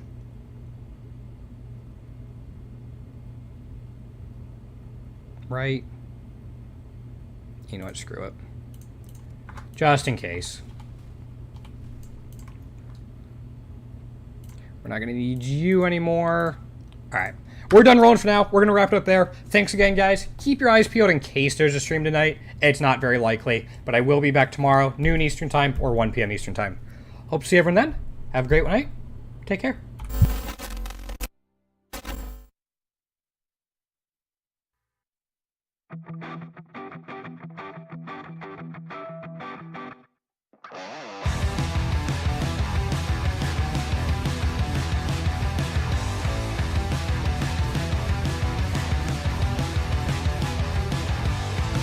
You think you've got my number figured out? A motive born in drought.